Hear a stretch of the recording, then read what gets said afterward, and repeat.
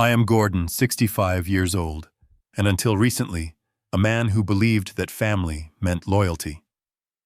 At our Easter dinner, my daughter-in-law threw a heavy crystal wine glass directly at my face when I refused to let her bankrupt parents move into my home. My son called me a selfish old man while blood poured down my cheek. I simply smiled, drove myself to the emergency room, and called my lawyer. Phase 1 was complete. Before I continue this story, let me know where you are watching from in the comments below. Hit like and subscribe if you have ever had to stand up to family who saw you only as a bank account to be drained.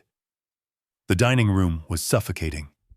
The air hung heavy with the smell of roasted lamb and expensive perfume, a stark contrast to the ugly conversation unraveling across the long mahogany table. I sat at the head of the table quietly observing the predators disguised as my family.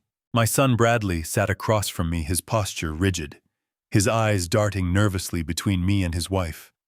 Monica sat beside him, radiating an aggressive entitlement that she wore as easily as her designer pearls. Across from them sat Howard and Cynthia Reed, my in-laws. They were currently bankrupt, having liquidated their meager assets after a series of foolish investments, and were now staring at me with the hungry, desperate eyes of scavengers waiting for a meal. The silence in the room was not peaceful. It was the tense, loaded silence that always precedes an ambush.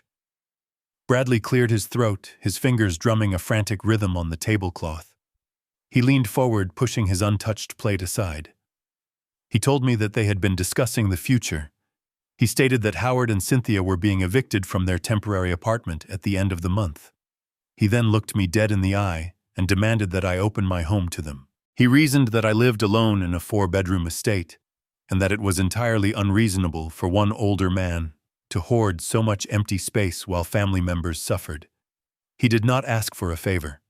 He issued a directive expecting me to bow my head and surrender my sanctuary to two people who had never shown me an ounce of genuine respect. I looked at Bradley and then at Monica. I saw the calculated greed shining in their eyes. They viewed my home not as my refuge where I had built my life, but as an underutilized asset that they had the right to reallocate. They saw me as an expiring resource, a foolish old widower who could be easily bullied into submission. I placed my silver fork down on the table. The sharp click echoed in the quiet room.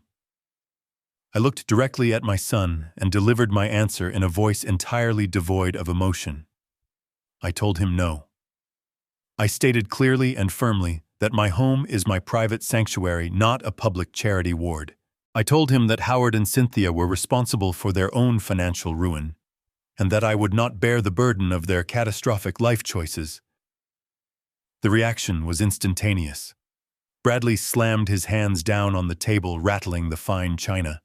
His face twisted into a mask of pure rage. He raised his voice, calling me a miserable, selfish hoarder.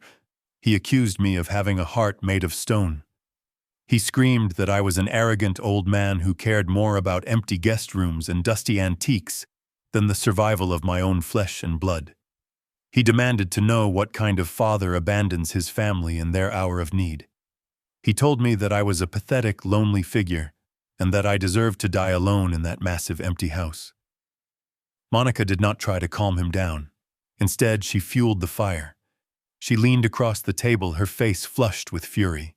She pointed an accusing finger at me, detailing all the perceived slights and injustices I had supposedly inflicted upon them over the years. She called me a tyrant. She said I was a tight-fisted manipulator who used his comfortable retirement to make them feel inferior. Howard and Cynthia simply watched, their silence acting as a silent endorsement of the verbal slaughter. The psychological line had been thoroughly, completely crossed. They had stripped away the final veneer of familial respect and revealed the pure, venomous greed underneath. I did not raise my voice to match theirs. I simply sat there, letting their hateful words wash over me, committing every insult to memory. I told Monica that she was out of line. I calmly reminded Bradley that I had heavily subsidized his failing logistics business for the past 5 years, keeping him out of bankruptcy court. I stated that my generosity had reached its absolute limit. My calm demeanor shattered Monica's remaining fragile control.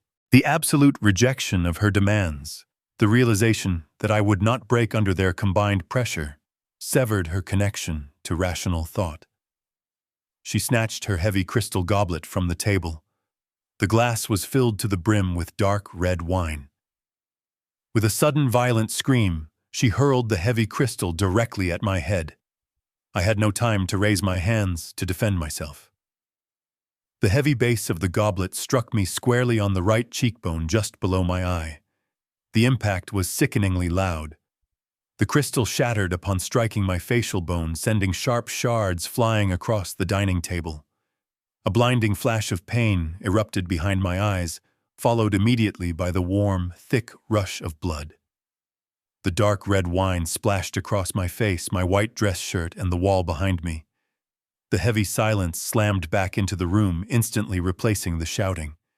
Howard let out a strangled gasp. Cynthia covered her mouth in horror. Bradley froze, his eyes widening as he stared at the gruesome result of his wife's violent temper. He did not move to help me. He did not reprimand his wife. He simply took a slow, cowardly step backward. Monica stood there, chest heaving, staring at her empty hand, as if she did not understand what she had just done. I did not scream. I did not curse. The pain throbbing in my face brought a strange, terrifying clarity to my mind. I slowly stood up from the table. I reached into my pocket and retrieved a pristine white linen handkerchief. I pressed it firmly against the deep, bleeding laceration on my cheekbone, feeling the fabric instantly saturate with my own blood.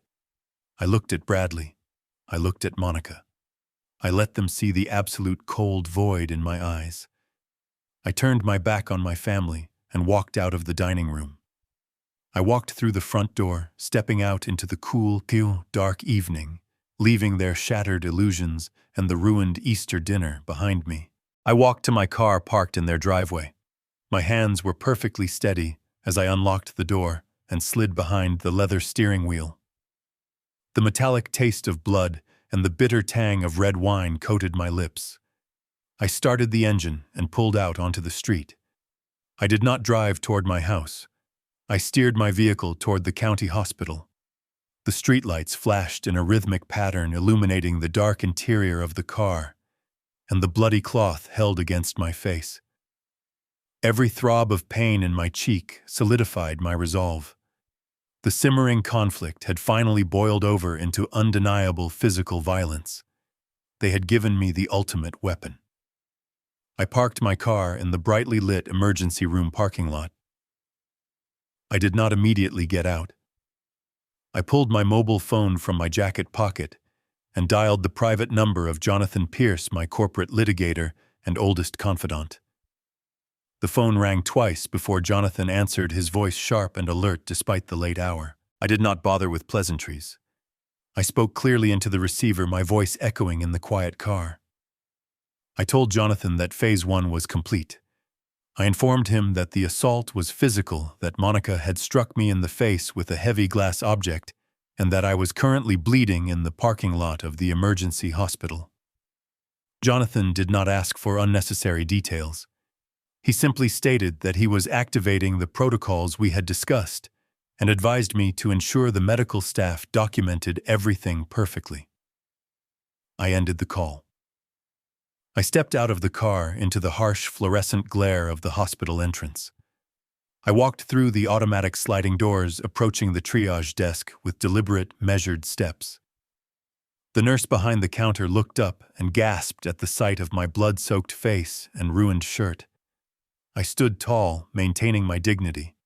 I told her in a clear, calm voice that I required immediate medical attention for a facial laceration. I then instructed her to contact the local police precinct immediately because I needed to file a formal felony assault report against my daughter-in-law. The silent adjustment had officially begun, and the paper trail was now permanently sealed.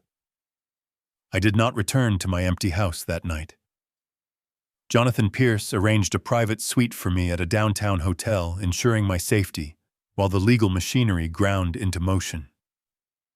The next morning, I sat in the sleek glass-walled office of my lawyer, sipping black coffee while my stitched cheek throbbed with a dull, steady pain. Jonathan did not offer empty sympathies. He simply turned his laptop toward me and pressed play on a video file. It was the police body camera footage from the previous night. I watched the events unfold with a cold, detached satisfaction. The footage showed two uniformed officers walking up the manicured pathway to the suburban house belonging to Bradley and Monica. Through the large front window, the camera captured a scene of domestic tranquility.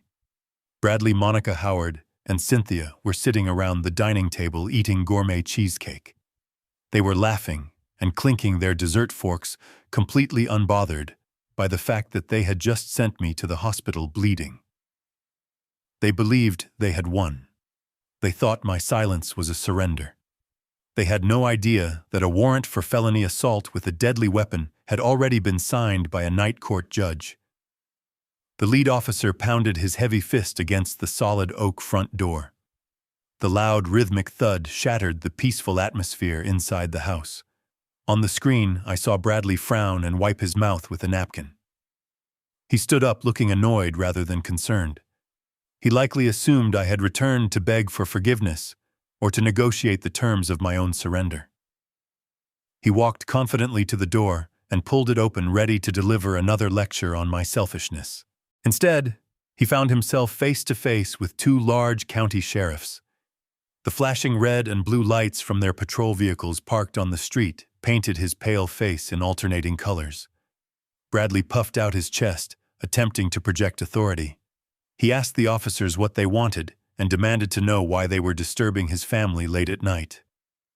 The lead officer did not flinch. He did not offer a polite greeting. He simply looked past Bradley into the brightly lit dining room and demanded that Monica step forward and identify herself. Monica froze halfway through a bite of cheesecake. Her arrogant smirk vanished instantly, replaced by a mask of sudden, genuine panic.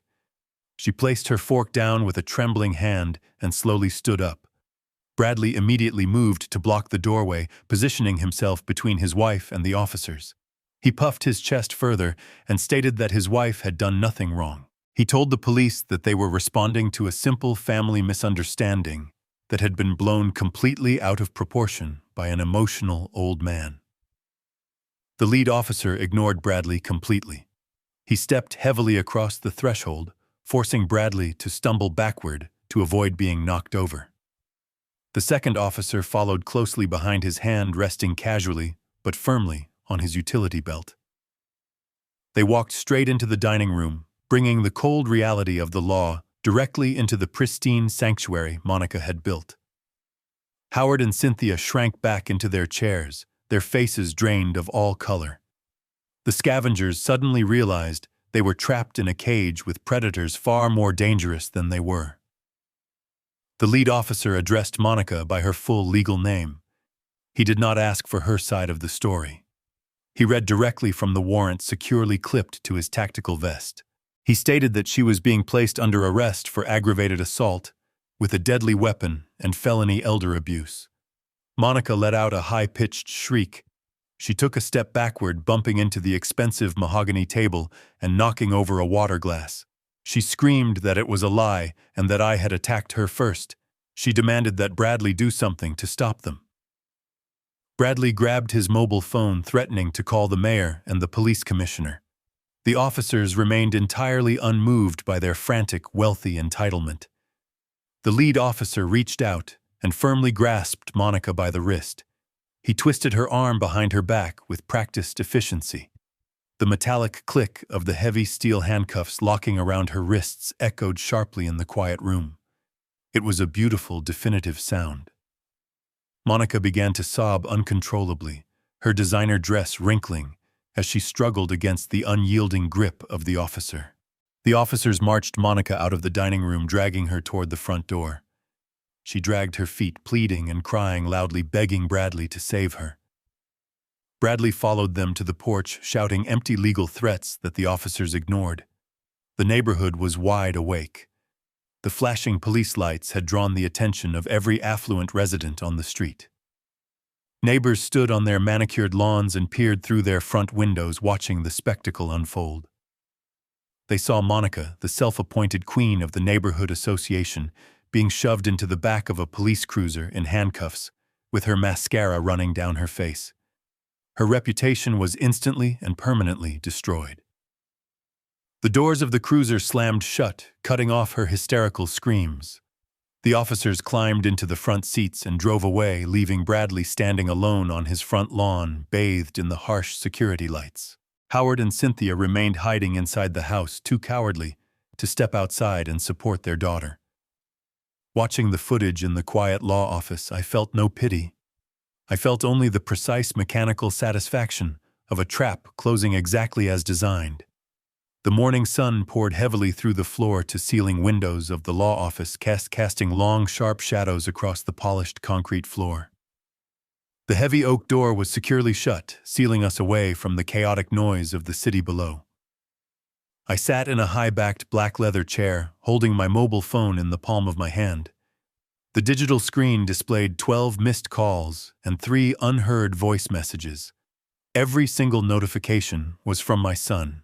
Jonathan sat across the wide mahogany desk, his posture immaculate, his hands folded neatly over a fresh yellow legal pad.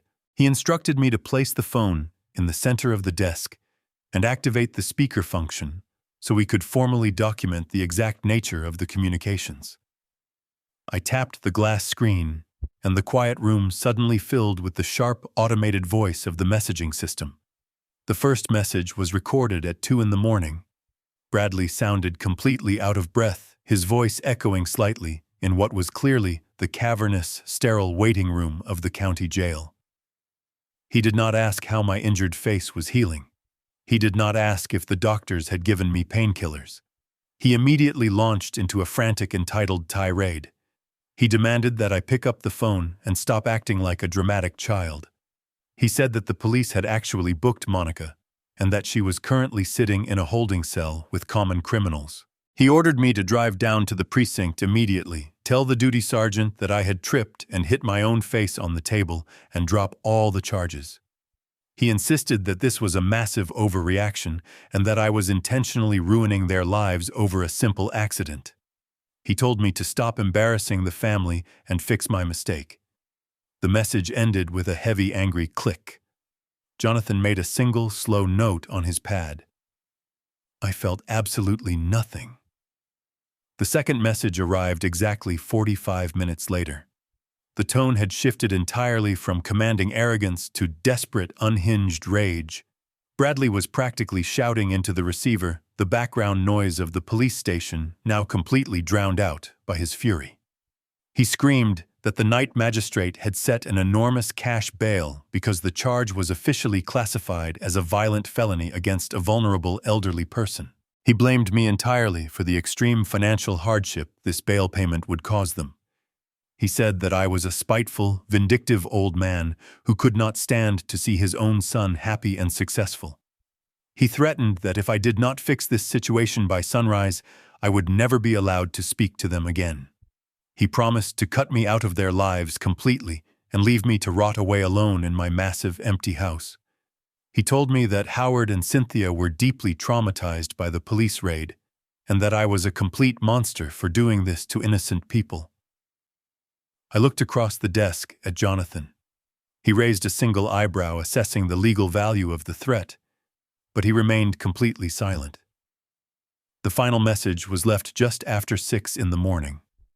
The background noise was the muffled, vibrating hum of a car engine. Bradley had finally posted the bail money. Monica could be heard crying hysterically in the passenger seat, her loud, piercing sobs dominating the terrible audio quality. Bradley was no longer shouting. His voice was completely flat, incredibly cold, and dripping with pure, concentrated malice. He told me that they were driving home and that the gloves were officially off. He stated clearly that I had crossed an unforgivable line and declared war on my own flesh and blood. He promised that he would make me suffer for publicly humiliating his wife. He said that he was going to call his own legal team and prove to a judge that I was mentally unfit to live alone. He swore that he would have me dragged out of my home and locked away in a miserable state facility for the demented. He explicitly stated that he would take full control of my estate, sell the property, and use the money to pay for Monica to avoid prison. He ended the message by telling me that I was dead to him. The phone went completely silent. Jonathan reached across the desk and tapped the screen, saving the audio files directly to his secure server. He looked up at me, his eyes sharp and fiercely calculating. He stated plainly that Bradley had just handed us the exact criminal intent we needed. The silence that followed the final voice message was profound. The echo of Bradley screaming his violent threats hung in the quiet air of the law office like toxic smoke. He honestly believed he held all the power in our dynamic. He believed that I was nothing more than a frail, isolated old man sitting on a single valuable asset. In his arrogant mind, he was the wealthy, successful businessman, and I was the pathetic burden standing in the way of his ultimate financial freedom. He genuinely thought his logistics franchise made him a titan of industry and a self-made millionaire. The absolute delusion of his perspective would have been comical if his intentions were not so deeply malicious. Jonathan Pierce did not say a word to interrupt my thoughts. He simply reached down and unlocked the heavy bottom drawer of his mahogany desk. He pulled out a thick black leather binder and placed it carefully on the desk between us. This binder did not contain my medical directives or my basic retirement accounts. It contained the complete operating agreements and private financial ledgers for Summit Commercial Management. I am not simply a comfortable retiree living on a modest fixed pension. I spent 40 grueling years acquiring, developing, and managing premium commercial real estate across the entire state. I built a highly lucrative empire quietly and methodically, operating entirely behind the impenetrable walls of corporate trusts and holding companies. When my wife passed away, I chose to live a simple, unassuming life in our family home. I drove an older, reliable car and wore practical clothes because I had nothing left to prove to anyone. Bradley, however, interpreted my quiet lifestyle as weakness and financial stagnation. He assumed the wealth I had accumulated over my lifetime was insignificant.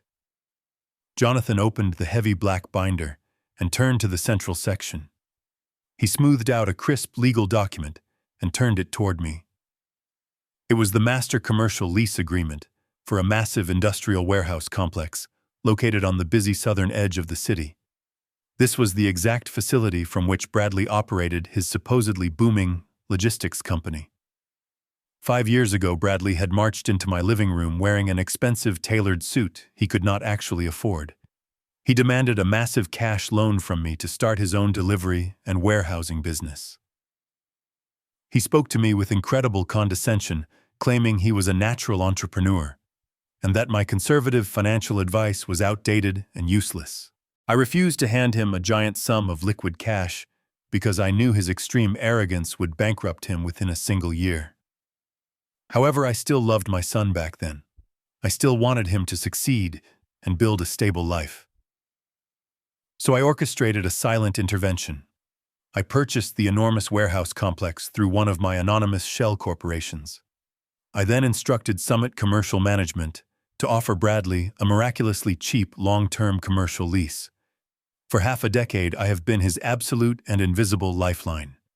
The actual market rate for a commercial warehouse of that size and premium location is $40,000 a month. Bradley pays exactly $8,000 a month.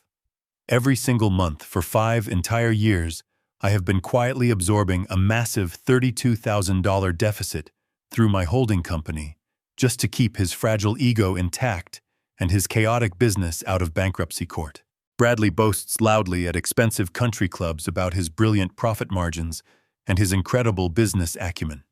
He buys Monica diamond necklaces and leases luxury European sports cars, operating under the complete delusion that he is a financial genius.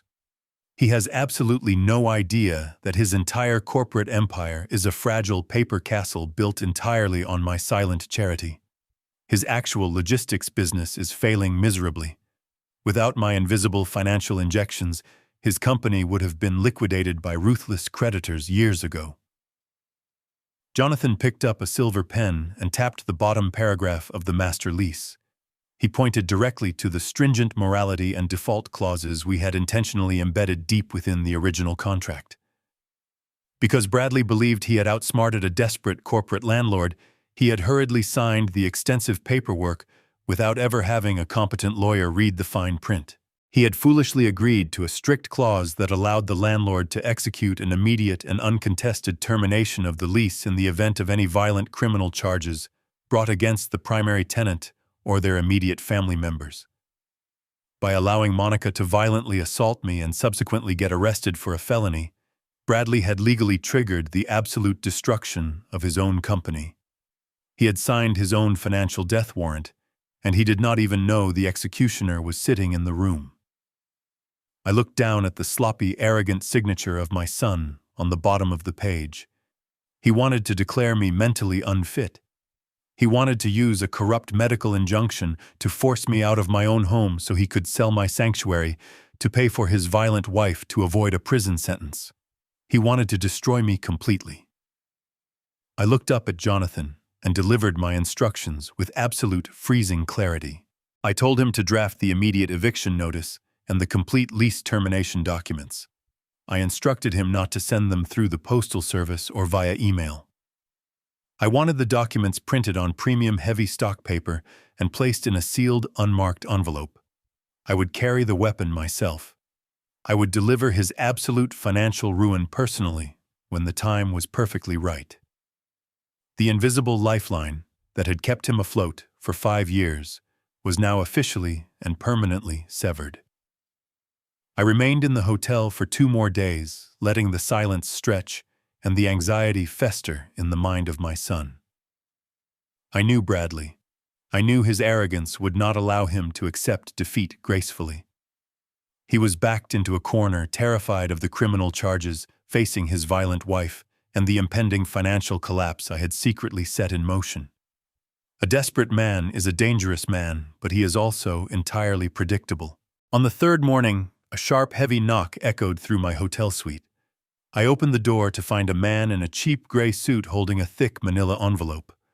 He asked to confirm my identity. When I nodded, he shoved the envelope aggressively against my chest, stated that I had been officially served, and quickly walked away down the carpeted hallway. I carried the heavy package to the small desk by the window. I broke the wax seal and pulled out a massive stack of legal documents stamped with the bold red seal of the county probate court. Bradley had not backed down or shown remorse. He had chosen to weaponize the legal system against me. I spread the papers across the desk, reading through the dense legal jargon with cold, detached amusement. Bradley had filed an emergency petition for a temporary medical conservatorship. He was officially asking a judge to strip away my basic human rights and hand him total control over my life and my finances. The narrative he constructed in the petition was a masterpiece of malicious fiction. He claimed that I was suffering from severe and rapidly advancing dementia. He stated under penalty of perjury that I had become deeply paranoid and prone to terrifying bouts of self-inflicted violence. The most sickening part of his petition was how he twisted the traumatic events of our Easter dinner. He wrote that Monica had not attacked me. He claimed that I had suffered a massive psychotic break, picked up the heavy crystal wine glass, and smashed it into my own face while screaming abuse at them. He painted himself as the tragic, exhausted son, desperately trying to protect his severely ill father from harming himself and others in the community. To grant an emergency order, the court requires immediate medical proof. Bradley had anticipated this requirement. Attached to the back of the petition was a sworn medical affidavit signed by a licensed psychiatrist. I recognized the name of the doctor immediately. He was a frequent guest at the lavish, expensive dinner parties Monica used to host. He was a man with expensive tastes and a widely known gambling problem. This corrupt medical professional had signed a binding legal document diagnosing me with severe cognitive decline and violent psychosis without ever having examined me or spoken a single word to me. He had sold his medical license and his professional integrity to help my son steal my life. Because the affidavit claimed I was an immediate physical danger to myself, the judge had granted a temporary 14-day emergency injunction. The immediate consequences of this temporary order were explicitly detailed on the final page of the packet. Bradley had been granted temporary power of attorney over my healthcare decisions and my personal financial assets. A secondary document from my primary retail bank was attached. My personal checking and savings accounts, the ones holding my monthly pension and basic living expenses, had been completely frozen. Bradley had effectively cut off my access to my own money, believing he could starve me out and force me into total submission. He thought he had successfully neutralized me. He believed that without my checking account, I would not be able to hire a competent defense attorney or even pay for my hotel room. He assumed I would be forced to crawl back to my house completely at his mercy. I picked up my mobile phone and called Jonathan Pierce. I read the precise details of the temporary injunction aloud to him. Jonathan did not sound alarmed or worried. He sounded exactly like a hunter, watching his prey step willingly into a steel trap. He explained that Bradley and the corrupt psychiatrist had just committed blatant perjury and federal medical fraud. By filing these fraudulent documents with the probate court, they had escalated their actions from a simple domestic dispute to a highly complex criminal conspiracy. I asked Jonathan about the frozen bank accounts. I needed to ensure that the massive wealth held within my commercial management company remained completely undetected. Jonathan assured me that the corporate trusts were entirely separate legal entities protected by thick layers of corporate armor that Bradley did not even know existed. Bradley had only managed to freeze the insignificant decoy accounts I used to pay for groceries and electricity. I stood by the window looking down at the busy city streets below. My stitched face throbbed with a dull ache, but my mind was completely clear and focused. Bradley believed he was holding a winning hand. He thought he had trapped me in a legal cage and severed my financial lifeline. He did not realize that I had deliberately left the door open for him. I had allowed him to take this temporary power because I knew exactly what a greedy, desperate man would do with it. He would not just stop at freezing my modest accounts. He would attempt to use that new legal power to steal something much larger. He would attempt to leverage my assets to save himself, sealing his own fate completely. The retaliation was exactly what I had waited for. The stage was now perfectly set for the Trojan horse. I returned to my property the following afternoon. The heavy iron gates parted smoothly, allowing my car to glide up the long driveway. My house stood exactly as I had left it, a sprawling stone estate surrounded by manicured lawns and ancient oak trees. It was my private sanctuary built with decades of my own sweat and calculation. But today the air felt entirely different. Today the sanctuary was a battlefield. I parked my car in the garage and walked into the grand foyer. I did not have to wait long. Less than an hour after I arrived, the grating sound of a heavy engine shattered the quiet afternoon. I stood by the large front window and watched Bradley park his oversized luxury sports utility vehicle directly on my pristine front lawn. He did not care about the deep tire tracks he was leaving in the grass. He stepped out of the vehicle, projecting an aura of absolute triumph. The passenger doors opened, and Howard and Cynthia emerged. They were dragging several large, cheap plastic suitcases behind them. They stopped and stared up at the massive stone facade of my home, their eyes wide with unrestrained greed. They looked like scavengers preparing to feast on a fresh carcass. I walked away from the window and unlocked the heavy mahogany front door, pulling it open, just as Bradley reached the top step. Bradley did not bother to greet me.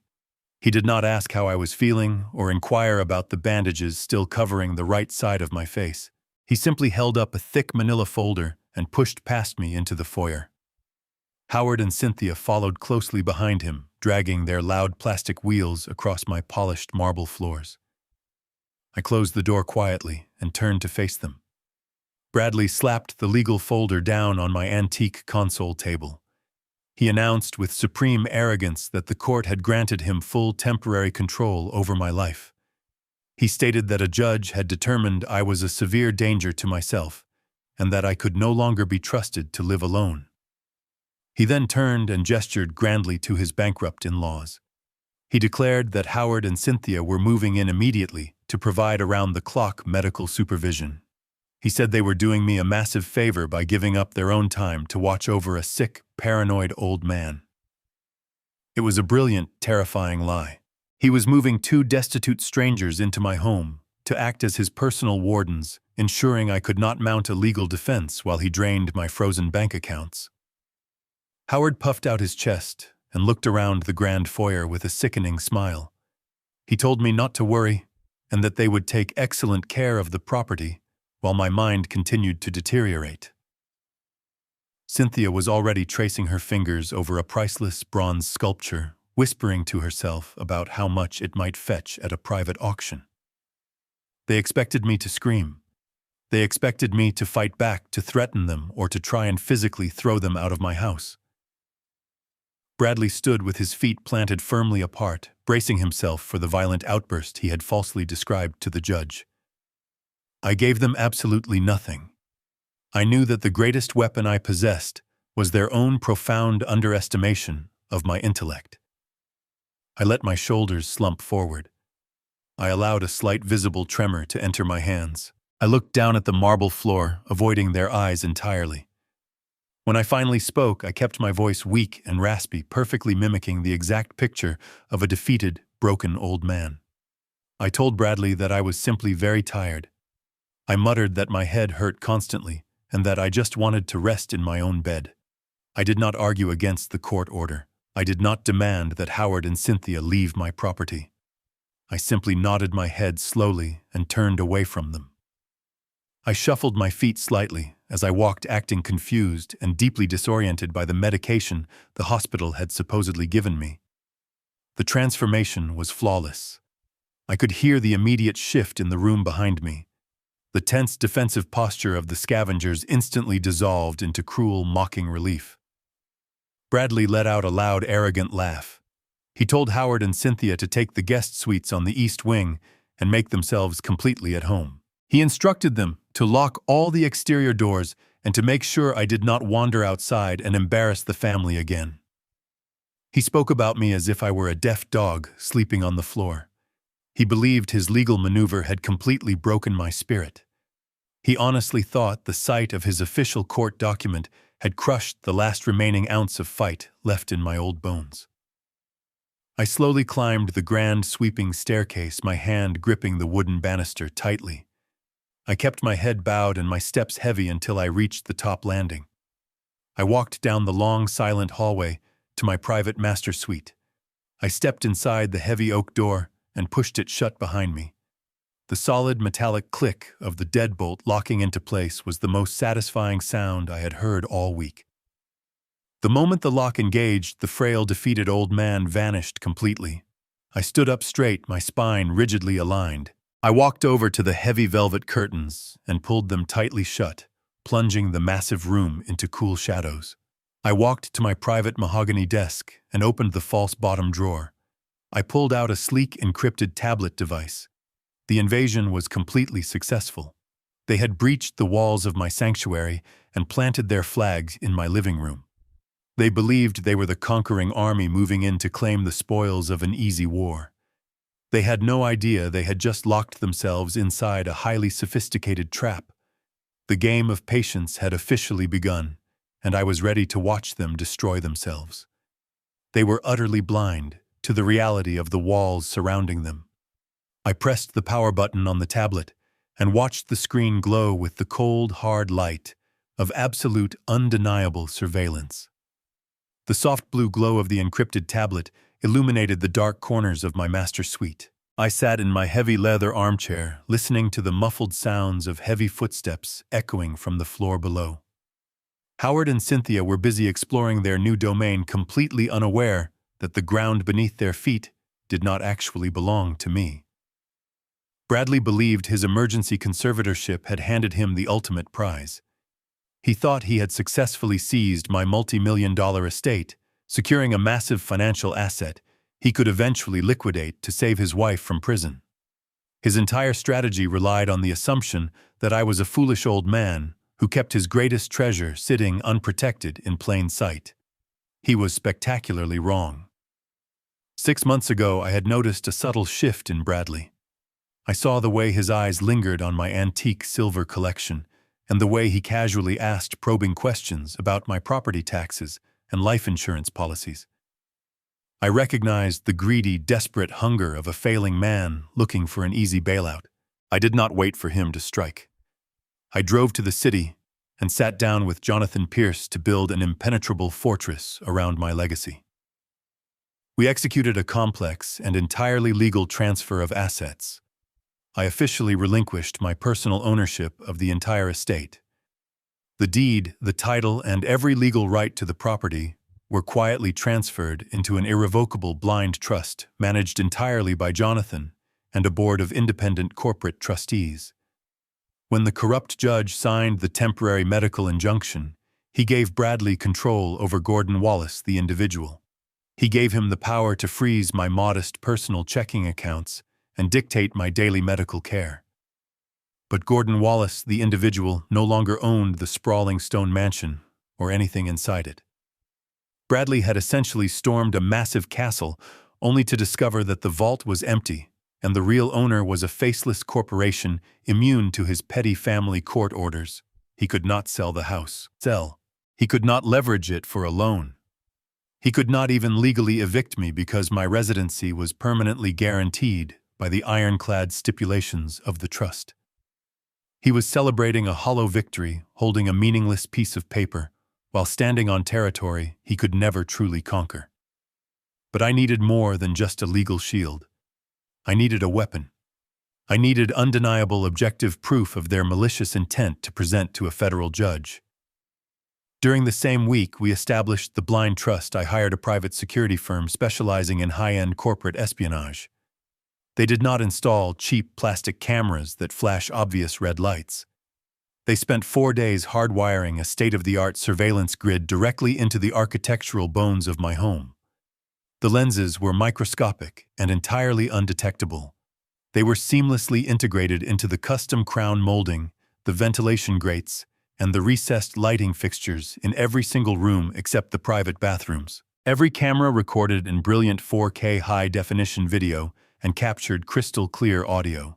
Because the house was legally owned by a corporate entity, and the cameras were installed in common living areas, the surveillance was entirely legal and completely admissible in a court of law. There was no expectation of privacy in the grand foyer, the kitchen, or the formal living room of a corporate-owned property. I had effectively turned my own home into a massive high-definition soundstage, perfectly designed to capture the true nature of the predators who had invaded it. I swiped my finger across the glass screen of the tablet. The primary security application opened, demanding a complex biometric password. I pressed my thumb against the sensor. The application accepted my fingerprint and instantly divided the large screen into a grid of 16 live video feeds. The dark, silent master suite faded into the background as the vibrant, high-definition reality of my house sprang to life in the palms of my hands. The trap was fully operational. I watched the intricate details of my home rendered in perfect clarity. The camera in the main hallway showed the cheap plastic suitcases still sitting carelessly against the expensive silk wallpaper. I focused my attention on the feed from the formal living room. Howard and Cynthia were standing by the massive stone fireplace. Howard was holding a bottle of my most expensive vintage scotch, examining the label with a greedy, wide-eyed expression. He broke the wax seal and poured a generous measure into a crystal tumbler, not bothering to ask for permission or even look over his shoulder. He drank it like water, completely unappreciative of its immense value. Cynthia was pacing back and forth across the expensive Persian rug, dragging her fingers over the smooth mahogany surface of my antique grand piano. She was speaking animatedly, gesturing toward the large bay windows, and discussing which walls they should knock down to modernize the space and increase the resale value. I tapped the screen to isolate the audio feed from the living room. Cynthia's sharp nasal voice filled my dark bedroom. She was openly mocking my supposed mental decline, laughing about how easily Bradley had outsmarted me. She told Howard that they would finally have the luxury retirement they deserved once I was locked away in a state facility. Howard laughed heartily, raising his stolen glass of scotch in a mocking toast to my failing health. They spoke with the absolute unvarnished cruelty of people who believe they are completely alone and totally victorious. They had no idea that every hateful word, every arrogant laugh, and every stolen sip of liquor was being instantly digitized, encrypted, and beamed directly to a secure remote server managed by Jonathan Pierce. I sat in the darkness, watching them perform for my hidden audience. I did not feel angry. I did not feel betrayed. I felt only the profound, freezing calm of an architect watching the final piece of a magnificent bridge slide perfectly into place. The invasion was not a defeat. It was the crucial final phase of my strategy. I leaned back in my heavy leather chair, keeping my eyes locked on the glowing grid of the tablet. I was ready to let them dig their own graves as deeply as they possibly could. The silent adjustment was moving exactly according to plan. The first night under my own roof as a supposed prisoner was deeply revealing. I remained seated in my darkened master suite, keeping my eyes firmly locked on the glowing screen of the security tablet. The heavy oak door of my bedroom was locked from the inside, but I could hear the faint muffled sounds of their movement echoing through the massive house. Howard and Cynthia had finished their stolen scotch and were now beginning their true work. They were no longer simply admiring the architecture. They were actively hunting. I switched the camera feed to the main corridor leading toward my private library. The high-definition night vision lens captured their creeping figures with terrifying clarity. They moved with the practiced stealth of professional thieves, whispering to each other as they tested the brass handles of every closed door. They believed I was heavily medicated and fast asleep, allowing them free rein to pillage my legacy. Cynthia pushed open the heavy double doors of the library and stepped inside. Howard followed closely behind her, his eyes scanning the floor-to-ceiling mahogany bookshelves. They did not care about the rare first editions or the centuries of history lining the walls. They were looking for easily concealable liquid assets. The library camera zoomed in perfectly, capturing the greedy gleam in Cynthia's eyes as she approached my antique writing desk. She began pulling open the heavy wooden drawers, tossing my personal papers carelessly onto the expensive Persian rug. Her hands moved frantically, searching for anything of immediate value.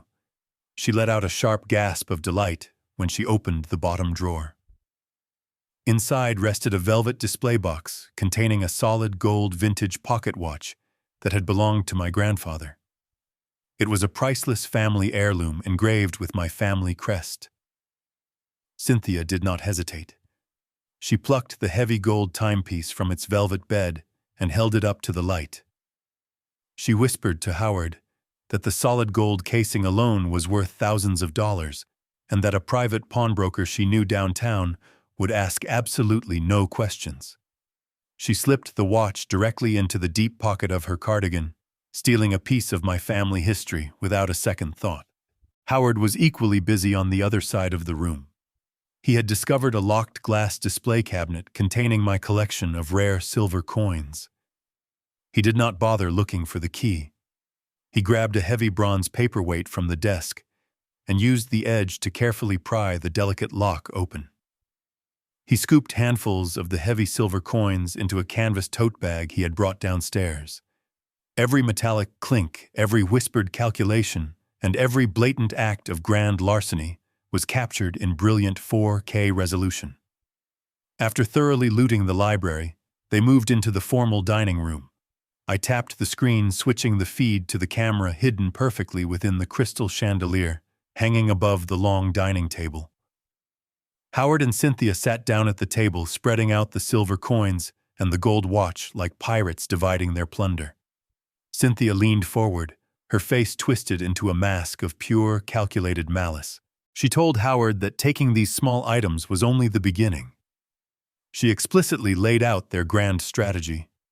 She said that Bradley had assured them the temporary conservatorship would become permanent within 2 weeks.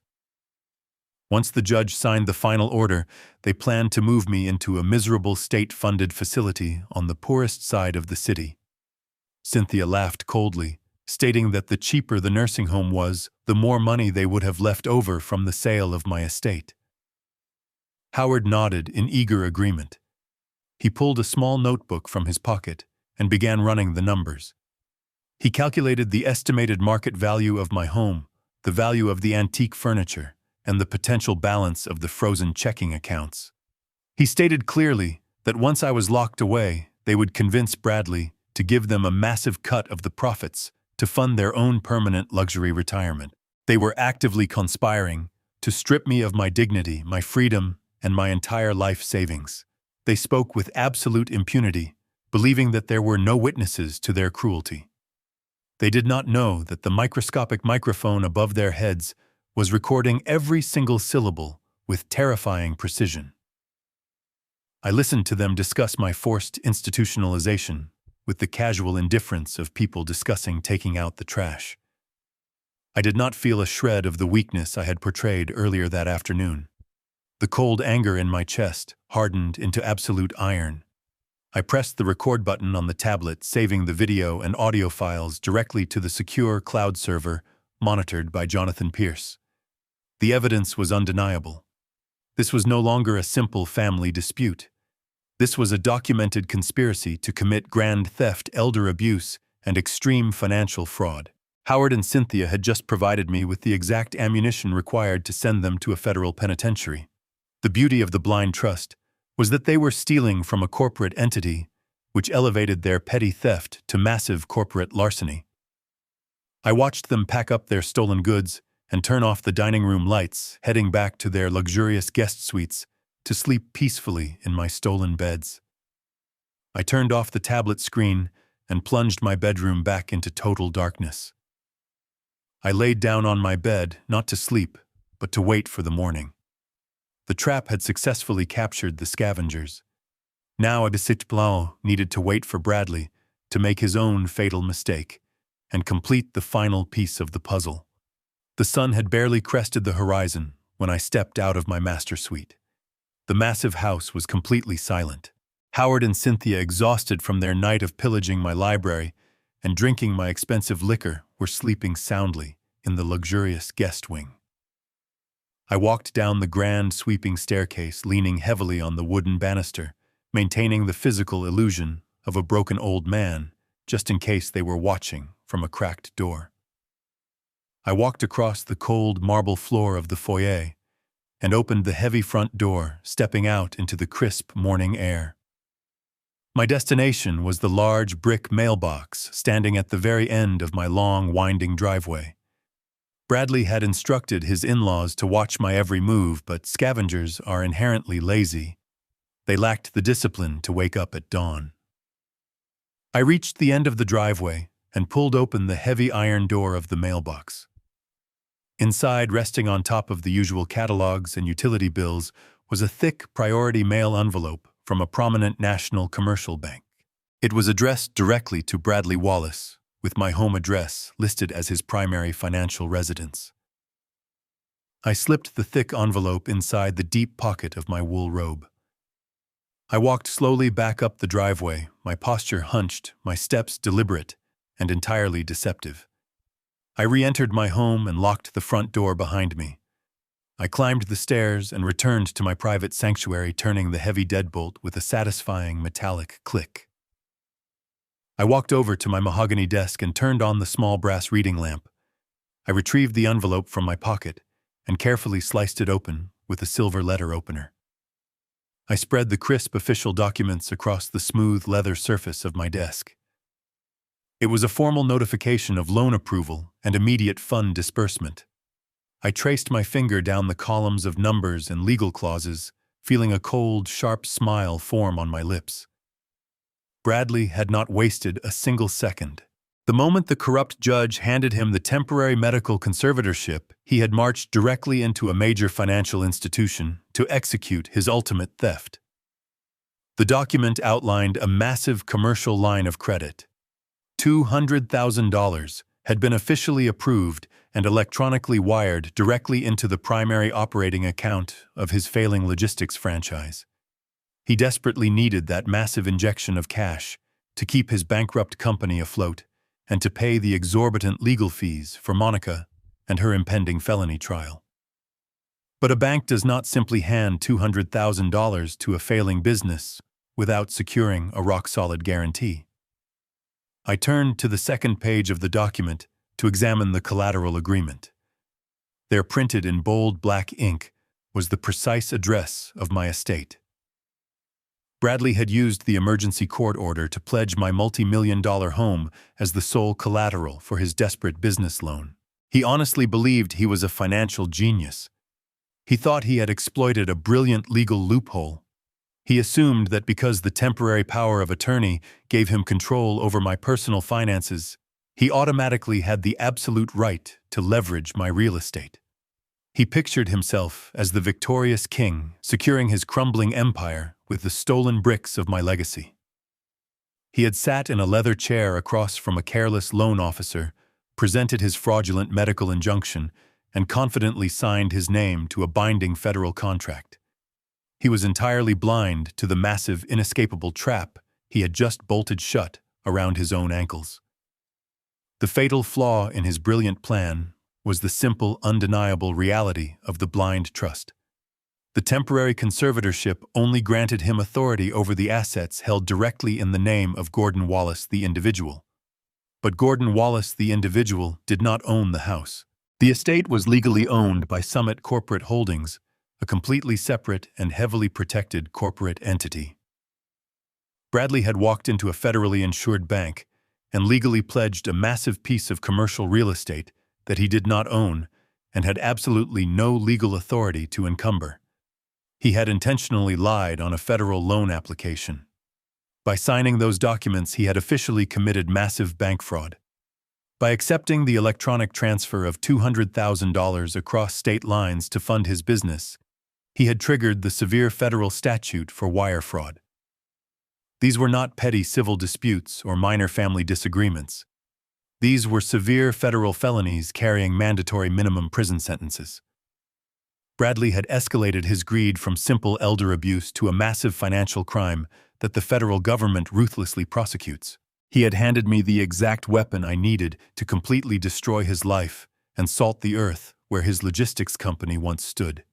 He had done all the heavy lifting for me, locking himself inside a prison cell of his own making. I picked up my encrypted tablet and activated the high-resolution camera. I carefully photographed every single page of the banking documents, ensuring the signatures, the loan amounts, and the fraudulent collateral descriptions were perfectly legible.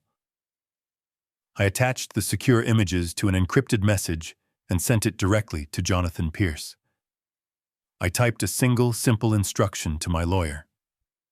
I told him that the bank fraud was complete and that it was officially time to involve the federal authorities. I turned off the reading lamp and sat in the quiet shadows of my bedroom. My stitched face no longer throbbed with pain. It felt completely numb, replaced by the absolute freezing certainty of my impending victory. The scavengers were waking up downstairs, preparing to spend another day stealing my silver and planning my funeral. They had absolutely no idea that their entire world was about to be violently, legally, and permanently eradicated. I slipped out of the house just before noon. I did not use the heavy front door. I exited through the glass conservatory at the rear of the estate, moving with absolute silent precision. Howard and Cynthia were sitting on the back patio, loudly demanding that my private landscaper trim the rose bushes to their liking.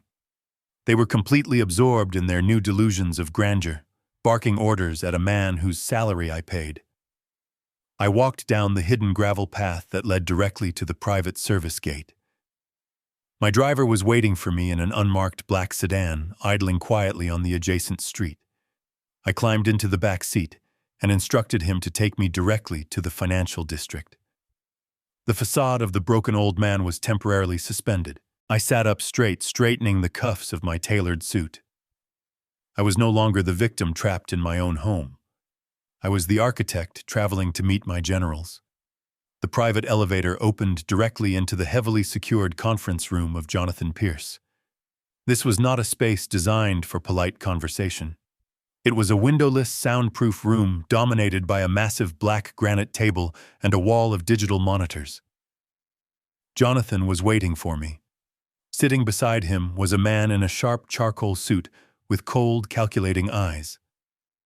Jonathan introduced him as Vincent, an elite forensic accountant who specialized in dismantling corrupt corporate structures and tracing hidden financial crimes. Vincent did not offer a warm smile or a sympathetic handshake. He simply nodded respectfully and pointed to the glowing screens. The war room was fully operational, and the absolute destruction of my family was currently being digitized and categorized. Jonathan pressed a button on his remote, and the largest monitor flared to life. He played the high-definition security footage from my library and dining room. We stood in silence, watching the undeniable reality of Howard and Cynthia pillaging my estate. We watched Cynthia pocket the solid gold pocket watch. We watched Howard pry open the display case and steal the rare silver coins. Vincent typed rapidly on his keyboard, cross-referencing the stolen items with the master insurance manifest of my trust.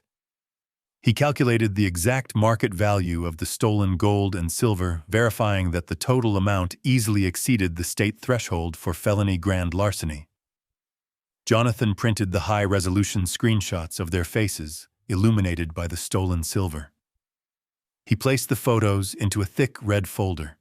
Howard and Cynthia were no longer just arrogant house guests. They were officially documented thieves waiting to be prosecuted. The second monitor displayed the grim legal reality facing my violent daughter-in-law. Jonathan had pulled the official court records from her late-night arraignment. Monica was currently free on a massive cash bail, but the conditions of her release were incredibly strict. Jonathan ran his finger down the highlighted legal text. Because the charge was a violent felony against an elderly family member, the judge had issued a mandatory restraining order. Monica was legally prohibited from coming within 100 feet of me or engaging in any threatening behavior. If she violated this order, even by a single aggressive step, her bail would be instantly revoked. She would not be given a second chance or a fine. She would be immediately arrested and thrown directly into the county jail to await her trial behind bars. Jonathan printed the official bail conditions and added them to the growing red folder. Monica was standing on a trapdoor, and she was completely blind to the lever. The third and final monitor held the centerpiece of our strategy. Vincent brought up the highly encrypted images of the commercial bank loan I had intercepted that morning. This was the lethal blow. Vincent dissected the loan document with the surgical precision of a seasoned investigator. He pointed to the exact clause where Bradley had knowingly pledged my corporate-owned estate as personal collateral. Vincent explained the precise mechanics of the federal wire fraud statute. By authorizing the electronic transfer of $200,000 based on a fraudulent medical injunction and a fabricated real estate claim, Bradley had triggered a mandatory federal investigation. He had stolen money from an institution insured by the federal government.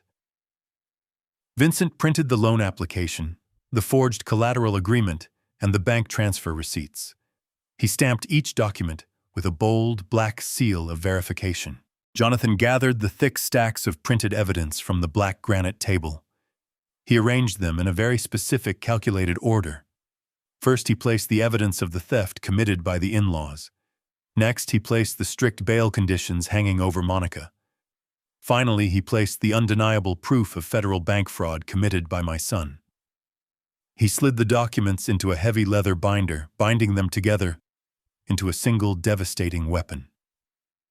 This was not a defense strategy. This was an absolute execution order. The red folder contained the permanent destruction of their freedom, their finances, and their entire future.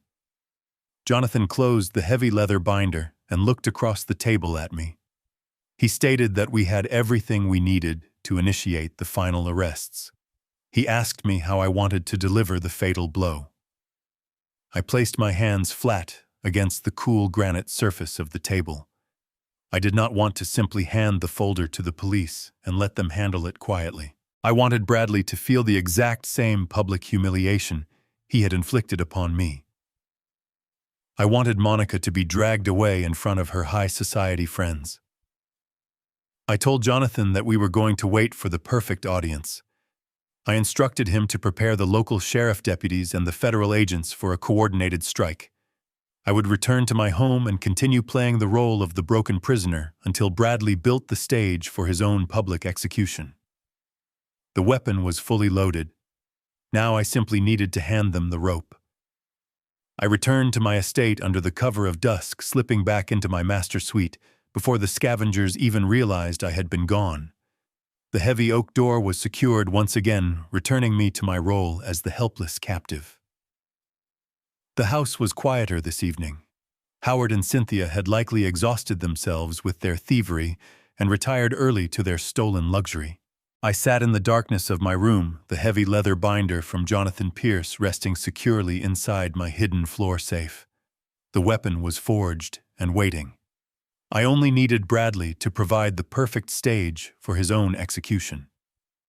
I did not have to wait long. Heavy, confident footsteps echoed in the hallway outside my bedroom. They stopped directly in front of my locked door. The faint rustle of heavy gloss paper broke the silence.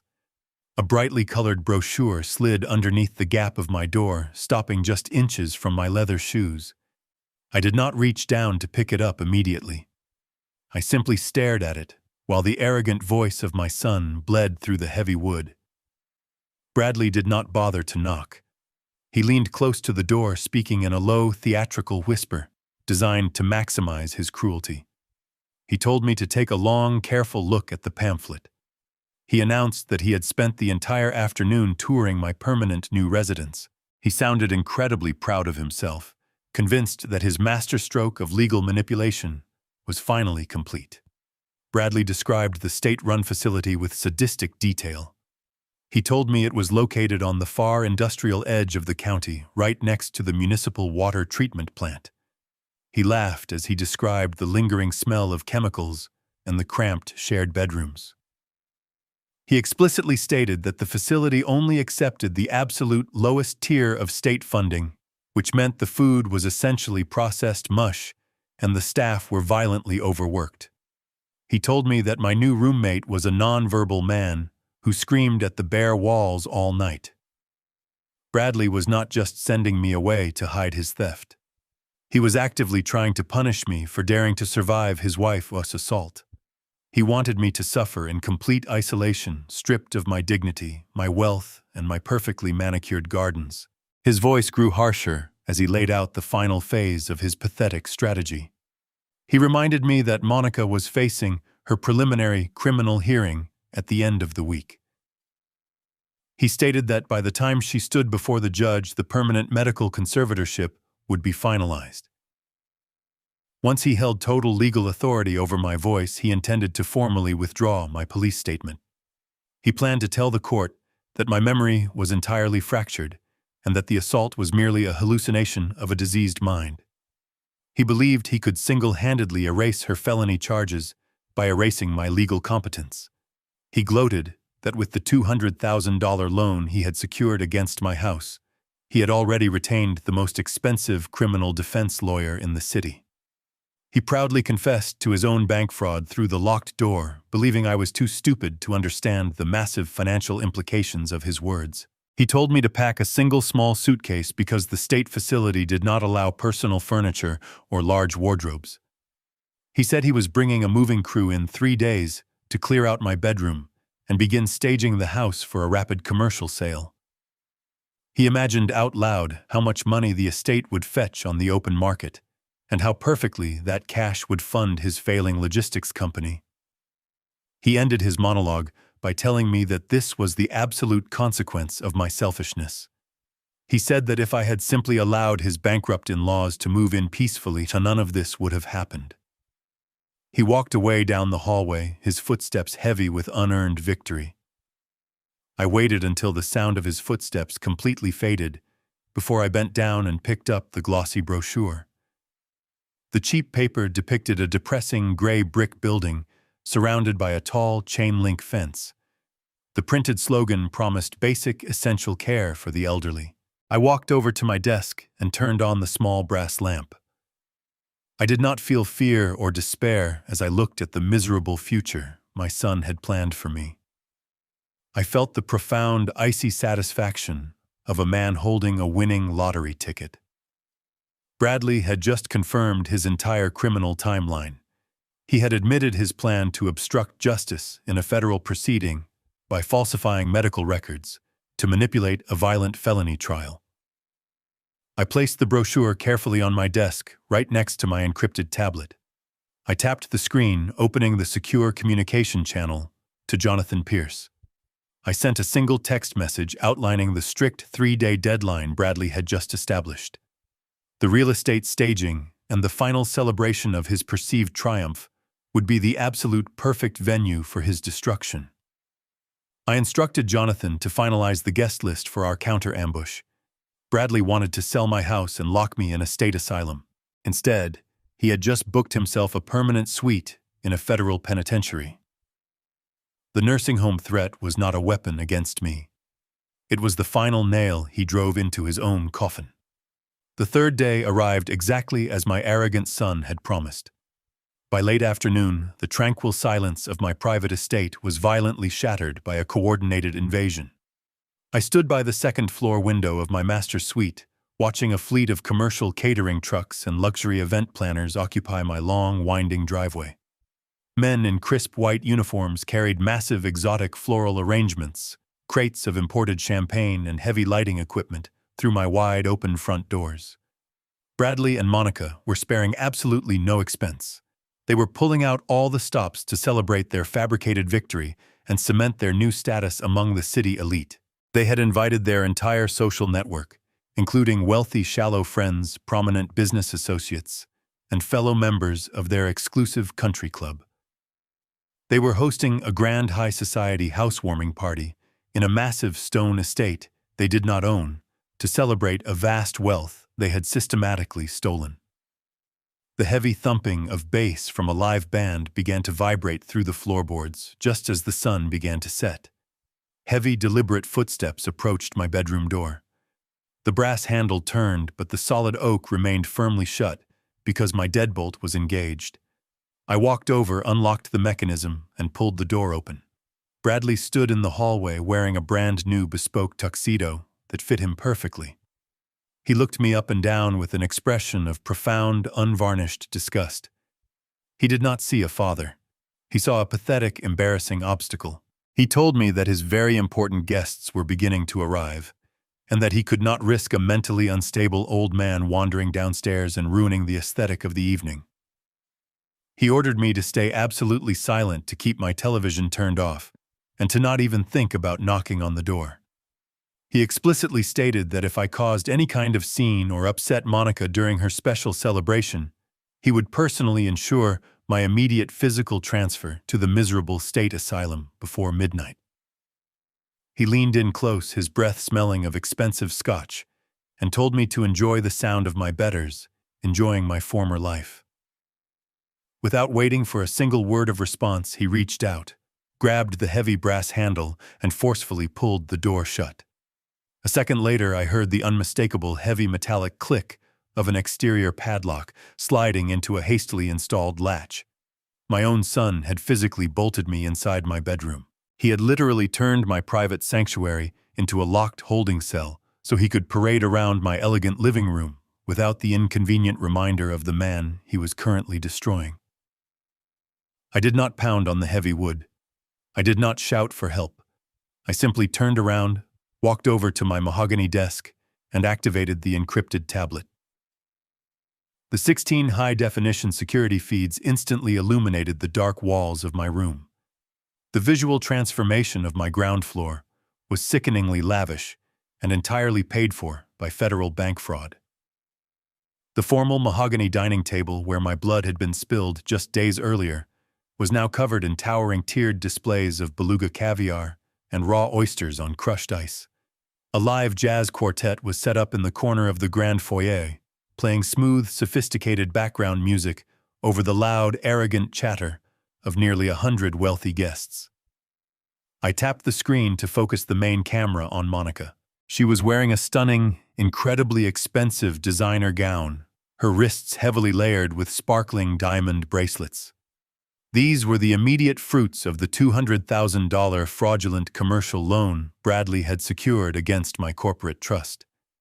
She was holding court in the exact center of the formal living room, laughing loudly and graciously accepting lavish compliments on her magnificent new home. She showed absolutely no remorse for the violent felony hanging directly over her head. She believed the incredibly expensive criminal defense lawyer Bradley had just retained had completely neutralized the threat of a prison sentence. She felt utterly untouchable, floating on a cloud of stolen money and profound delusion. I switched the audio feed to the open bar area. Howard and Cynthia were mingling effortlessly, acting as if they possessed a lifetime of generational wealth. Cynthia was wearing my late wife's vintage pearl necklace, a priceless piece of jewelry she had shamelessly scavenged from a locked vanity drawer during her first night of looting. She was proudly telling a captive audience of local politicians about her extensive, brilliant plans to completely gut and renovate the historic estate. Howard was handing out premium cigars from my private humidor, boasting loudly about his lucrative real estate investments. The sheer magnitude of their collective delusion was utterly fascinating to observe in high definition. They were dancing joyfully on the deck of a rapidly sinking ship, celebrating their own manufactured brilliance, while the cold, dark water rushed in just below their feet. I watched Bradley wrap his arm around Monica, raising a crystal flute of imported champagne to toast their bright, limitless future. The arrogance of the scavengers had officially reached its absolute peak. The stage was now flawlessly set. The precise high society audience I required for their public execution was fully assembled, holding their expensive drinks and paying very close attention. The time for waiting and gathering evidence was permanently over. It was finally time for the architect to step out of the shadows and tear down the paper castle they had built inside my home. Bradley truly believed that a cheap piece of metal purchased from a local hardware store could successfully imprison me inside a fortress I had designed and built from the ground up. He had forcefully slid the exterior padlock into place, assuming that my silence was a sign of absolute defeat.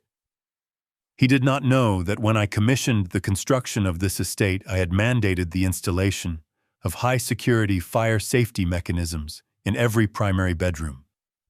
The heavy oak door of my master suite was equipped with a concealed internal override switch designed to instantly disengage any external locking hardware in the event of an emergency. I walked over to the edge of the heavy wooden door frame and ran my fingers along the smooth custom molding. I found the small hidden depression in the wood and pressed it firmly. A sharp mechanical click echoed inside the wall, followed immediately by the sound of the heavy exterior padlock disengaging and dropping uselessly against the brass handle. My prison was instantly unlocked. I did not open the door immediately. I turned away and walked into my expansive, cedar-lined walk-in closet. For months I had dressed in faded, oversized cardigans, worn-out khaki trousers, and scuffed orthopedic walking shoes. I had intentionally wrapped myself in the pathetic uniform of a fragile, forgotten old man to feed their endless arrogance. I reached up and pulled that entire wardrobe entirely off the racks, letting the cheap fabric fall into a careless pile on the floor. I walked to the very back of the deep closet, to a section I had kept carefully concealed behind heavy garment bags. I reached past the dust covers and withdrew a bespoke three-piece charcoal gray suit that had been custom-tailored for me in Milan. I selected a crisp, brilliant white dress shirt made of heavy Egyptian cotton and a deep crimson silk tie. I moved to my master bathroom and turned on the bright vanity lights. I washed my face with cold water, carefully avoiding the fresh stitches resting high on my right cheekbone. I looked at my reflection in the wide mirror. I no longer looked like a victim. I pulled the crisp white shirt over my shoulders, fastening the heavy pearl buttons with perfectly steady hands. I tied the crimson silk tie into a flawless knot adjusting it until it sat perfectly against my collar. I stepped into the tailored charcoal trousers and buttoned the sleek fitted vest over my chest. Finally, I slipped my arms into the heavy wool jacket, feeling the familiar weight of genuine power settle securely across my shoulders. The suit was my armor. It was the absolute visual representation of the ruthless corporate architect I had been for 40 years. I looked at the dark purple bruising and the sharp black stitches on my face. Against the pathetic cardigans, the wound had looked like a mark of tragic elder abuse. Against the sharp lines of the bespoke suit, it looked exactly like the battle scar of a man who had just survived an assassination attempt and was currently walking to his own retaliation. I stepped out of the bathroom and walked back toward the door. I bypassed my usual comfortable footwear and stepped into a pair of highly polished black leather Oxford shoes. I adjusted my cuffs, ensuring that a precise half-inch of white fabric extended beyond the dark wool sleeves. I was completely transformed. The fragile old widower was dead. Gordon Wallace, the corporate titan, had officially returned to reclaim his territory. I reached out and pulled the heavy oak door open. The broken padlock swung wildly on its hinge, entirely useless. I did not walk toward the grand sweeping staircase in the center of the house. I knew that descending into the grand foyer would immediately alert the hundreds of guests and give Bradley precious seconds to formulate a defense. I needed total surprise. I moved silently down the long carpeted hallway toward the rear of the second floor. I opened a narrow, inconspicuous door that led to the secondary servants' staircase. This enclosed wooden stairwell was designed for the invisible movement of household staff, and it bypassed the main living areas entirely. I descended the steep, narrow steps, walking with the silent, measured pace of a hunting leopard. The heavy thumping bass of the live jazz band vibrated violently through the narrow wooden walls. I could hear the roar of 100 wealthy guests drinking my expensive liquor and laughing at the jokes of my arrogant son. The sheer volume of their celebration provided the perfect acoustic cover for my descent. I reached the ground floor and stepped out into a dark, narrow service corridor located just behind the main coat room. I was standing mere feet from the grand foyer, hidden completely in the shadows. I could see the bright flashing lights of the party reflecting off the polished marble floors just beyond the corridor wall. I checked a secondary luxury watch strapped to my left wrist. It was exactly 8 o'clock in the evening. The timing was absolute perfection. I walked past the coat room and stepped directly into the grand entrance vestibule. The massive double front doors were closed, sealing the loud party inside the estate. Through the frosted glass side panels, I saw the distinct heavy silhouettes of several large vehicles pulling silently into my long circular driveway. There were no flashing red and blue police lights to give away their approach. This was a calculated stealth arrival designed specifically to trap the targets before they could run. I reached out and grasped the heavy brass handles of my own front doors, pulling them wide open to the cool night air. Standing on my expansive front porch, illuminated by the soft amber glow of the exterior carriage lights, was my personal execution squad. Jonathan Pierce stood dead center wearing a sharp navy blue suit, holding a thick, heavy leather briefcase containing the absolute destruction of my family. Standing immediately to his left were 2 towering county sheriff deputies wearing dark green tactical uniforms with heavy-duty utility belts strapped to their waists. Their faces were carved from stone, entirely devoid of any sympathy. Standing to his right was a man wearing a plain, nondescript gray suit with a gold federal badge clipped prominently to his belt. He was the senior agent from the Financial Crimes Division of the Federal Bureau of Investigation. Jonathan looked at my bespoke suit and the cold, calculated expression on my scarred face. He did not say a word. He simply gave me a single, slow nod of absolute confirmation. The trap was fully loaded. The authorities were present. The audience was perfectly captive inside my living room. I stepped back smoothly, holding the heavy front door open wide, inviting the harsh, unyielding reality of the law directly into the heart of their arrogant celebration. I stepped through the massive double doors and crossed the threshold of my own home. The transition from the cool night air into the suffocating heat of the crowded foyer was instant. The air was thick with the smell of expensive perfume and roasted meats. I walked past the shocked catering staff who were carrying trays of champagne. I did not look at them. My eyes were fixed entirely on the live jazz quartet playing in the corner of the grand living room. I walked with deliberate, heavy steps across the polished marble floor.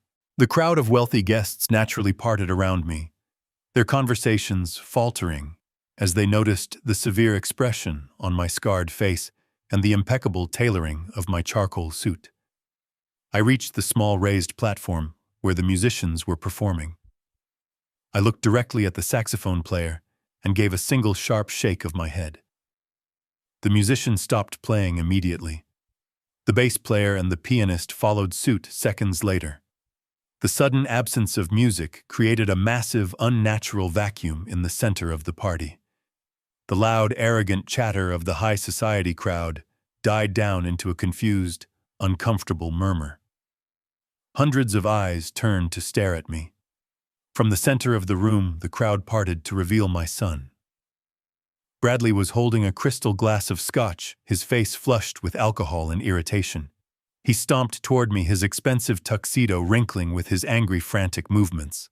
He had not yet noticed the uninvited guests waiting silently in the shadows of the vestibule. He only saw his supposedly broken father defying his explicit orders. He stopped 3 feet away from me, his chest heaving with manufactured outrage.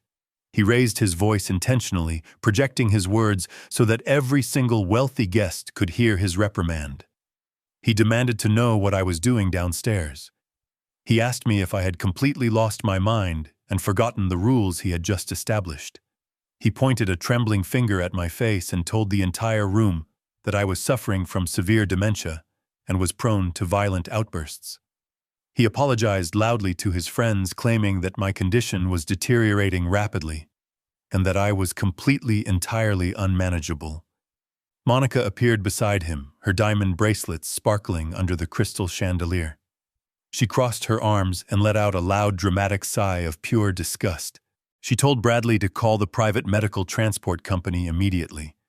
She announced to the silent room that they had tried their absolute best to care for me, but that I clearly needed to be institutionalized tonight for my own safety.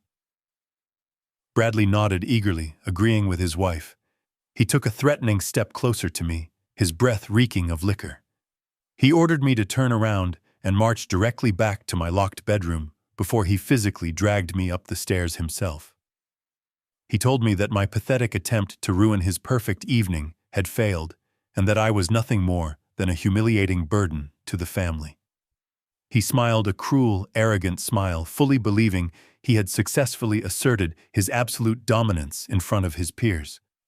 He waited for me to lower my head and shuffle away in defeat. I did not move a single muscle. I did not break eye contact. I stood perfectly still, letting the absolute silence of the room amplify his foolish threats. Then I took a single deliberate step to my right. The heavy rhythmic sound of tactical boots striking the marble floor echoed through the grand foyer. The crowd gasped in collective horror as 2 massive county sheriff deputies stepped out of the dark vestibule and into the bright light of the living room. They did not look like friendly neighborhood patrolmen. They were dressed in dark green tactical gear, their hands resting casually but firmly on their heavy-duty equipment belts. They walked past the terrified guests, taking up strategic positions flanking the main exit. Following closely behind them was the federal agent, his gray suit a stark contrast to the tuxedos and evening gowns surrounding him. The shiny gold badge of the Financial Crimes Division was clipped prominently to his belt, catching the light of the chandelier. The arrogant smile vanished from Bradley completely. His face drained of all color, leaving him looking like a sick, terrified ghost. He dropped his crystal glass. It shattered against the marble floor, spilling expensive scotch across the polished stone. Monica let out a sharp, terrified gasp and instinctively stepped backward, trying to hide behind her husband. The wealthy guests began to whisper frantically, exchanging panicked glances as they suddenly realized their elegant housewarming party was being raided by federal authorities. Jonathan Pierce walked smoothly into the room, carrying his heavy leather briefcase. He moved with the absolute predatory grace of a man who destroys lives for a living. He walked directly past Bradley, completely ignoring his existence, and stood next to me. He unbuttoned his navy blue suit jacket and turned to face the terrified crowd. He did not yell. He spoke in a calm, deep, authoritative voice that easily carried to the very back of the massive room. He introduced himself as the senior corporate counsel for Summit Commercial Holdings, the legal entity that owned the estate they were currently standing in. He announced that the party was officially permanently over. He instructed the catering staff to immediately cease serving alcohol and told the band to pack their instruments. He then turned his cold, calculating gaze directly onto my son. Bradley opened his mouth to speak, to offer some pathetic, arrogant excuse or legal threat, but Jonathan simply raised his hand, silencing him instantly. Jonathan stated clearly that the building was now an active federal crime scene and that absolutely no one was permitted to leave until the authorities had completed their initial arrests. He took complete and absolute control of the room, stripping Bradley of his fake kingdom in a matter of seconds. The slaughterhouse doors were locked, and the butchers were ready to work. The silence in the grand living room was absolute and terrifying. The live jazz band stood perfectly still, holding their instruments awkwardly, while the 100 wealthy guests held their collective breath. Jonathan Pierce did not waste a single second of this manufactured tension. He moved with the surgical precision of a man who had orchestrated this exact sequence 100 times in his mind. He walked directly to the massive 85-inch television mounted securely above the grand stone fireplace. He pulled a small black digital device from the interior pocket of his navy blue suit and plugged it directly into the auxiliary port of the television. The massive screen instantly flashed from a resting black void to a brilliant high-definition blue. Bradley stood frozen in the center of the room, the shattered glass of his crystal Scotch tumbler still resting in pieces at his feet. He stammered loudly, demanding to know what Pierce was doing to his television. Pierce ignored him completely. He tapped the glowing screen of his encrypted tablet, and the massive television immediately mirrored his private display. In the back of the room near the expensive open bar, Howard and Cynthia finally realized the crushing gravity of the situation. The confident, wealthy facade they had been projecting to the local politicians evaporated instantly. Howard whispered frantically to his wife, grabbing her aggressively by the arm.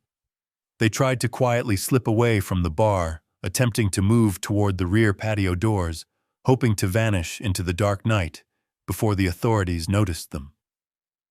One of the towering sheriff deputies anticipated their cowardly movement.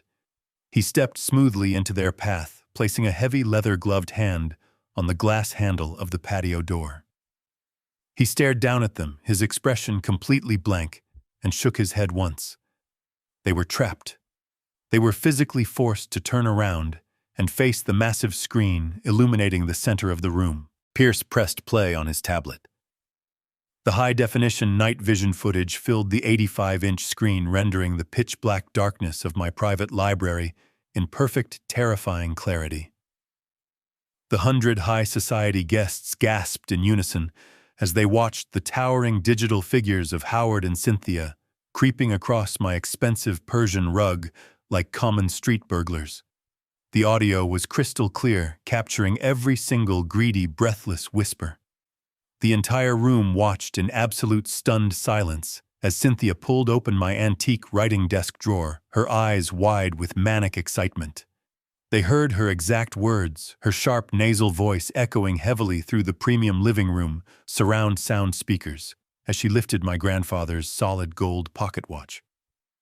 They heard her openly brag to her husband about taking the priceless family heirloom to a shady downtown pawnbroker. The footage cut seamlessly to the other side of the library. Now the captive audience watched Howard. The local politicians who just minutes ago had been listening to Howard boast endlessly about his brilliant real estate investments now watched him use a heavy bronze paperweight to violently pry open my locked glass display cabinet. The sharp metallic crack of the lock breaking echoed violently through the silent party. They watched him scoop handfuls of my rare silver coins into a cheap canvas tote bag, laughing under his breath. The public humiliation radiating through the room was palpable. The high society guests physically recoiled, shifting their weight away from Howard and Cynthia, as if the destitute in-laws carried a highly contagious, deadly disease. Pierce did not stop there. He tapped his tablet again, and the footage transitioned to the brilliant color video captured from the dining room chandelier. This was the absolute killing blow. It was one thing to be publicly exposed as a petty thief, but it was another thing entirely to be exposed as a heartless monster. The wealthy guests watched Howard and Cynthia sitting comfortably at my dining table, dividing their stolen plunder like pirates. The sensitive microphone picked up Cynthia's cruel, mocking laughter perfectly. Her voice filled the crowded room, explicitly detailing their grand strategy to lock me away in a miserable, underfunded state facility. She bragged loudly to Howard about how Bradley was going to forcefully sell my estate and use the money to fund their luxury retirement, while I rotted away in a cramped shared bedroom next to the water treatment plant. The wealthy crowd was deeply, profoundly disturbed. These were people who valued reputation and social standing above absolutely everything else in the world. They were currently watching a raw, unedited display of pure human rot. A prominent city councilwoman, who had been graciously complimenting Cynthia's vintage pearl necklace just moments before, loudly expressed her absolute disgust. Cynthia instinctively reached up and covered the stolen pearls resting against her collarbone, her face flushing a deep, humiliating crimson. Howard simply stared at the marble floor, his entire body trembling violently, unable to meet the eyes of the prominent men he had been desperately trying to impress all evening. They were completely stripped of their false dignity. They were utterly exposed as destitute scavengers who had attempted to feed off an old man they incorrectly assumed was defenseless. Monica watched the screen with her mouth hanging open in pure horror. She looked at her parents and then looked at the disgusted faces of her wealthy friends. The high society life she had violently clawed her way into was disintegrating before her very eyes. Pierce paused the video, freezing the massive screen on an incredibly unflattering image of Howard grinning greedily over his stolen silver coins. Pierce turned his body slowly to face the two sheriff deputies standing by the patio doors. He stated in a clear, highly professional tone that the two individuals currently cowering by the exit had committed documented felony grand larceny. He informed the deputies in front of the entire silent room that the stolen solid gold pocket watch was currently residing in the right pocket of Howard's suit jacket. He added that the stolen vintage pearl necklace was currently clasped tightly around Cynthia's neck. Pierce officially requested acting as the senior legal representative of the corporate trust that owned the property and the stolen items that the deputies immediately recover the stolen goods and execute a formal arrest. The trap had sprung flawlessly, completely destroying their reputations before the handcuffs even left the belts of the officers. The two sheriff deputies moved with practiced efficiency. They escorted the weeping Cynthia and the trembling Howard toward the vestibule, stripping them of their stolen dignity and the stolen jewelry right in front of the stunned crowd. With the scavengers removed, the oppressive silence in the living room focused entirely on my son. Bradley stood alone in the center of his ruined celebration.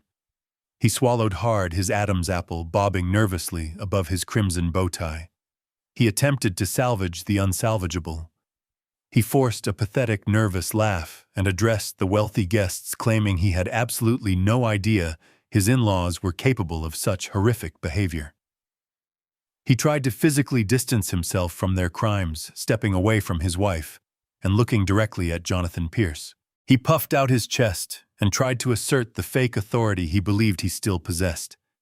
He told Pierce that while he appreciated the security intervention, the lawyer was wildly out of line for crashing a private event. Bradley loudly reminded everyone that he held a court-ordered emergency conservatorship. He declared that he was the legal master of the estate and demanded that Pierce and the remaining federal agent leave his property immediately. Pierce did not flinch. He did not raise his voice to match Bradley. He simply placed his heavy leather briefcase flat onto the nearest marble side table and unlatched the brass locks. The sharp click echoed across the silent room. Pierce withdrew a thick stack of crisp legal documents bound by a heavy blue seal. He walked slowly toward Bradley, holding the papers out for the entire room to see. Pierce stated in his freezing authoritative tone that Bradley was operating under a massive, profound delusion. He explained that the emergency conservatorship only granted temporary authority over the personal assets of Gordon Wallace, the individual. Pierce paused, letting the absolute silence amplify his next sentence. He announced that Gordon Wallace, the individual, had not owned this property for over 6 months. Bradley blinked rapidly, his arrogant expression faltering as his brain struggled to process the legal terminology.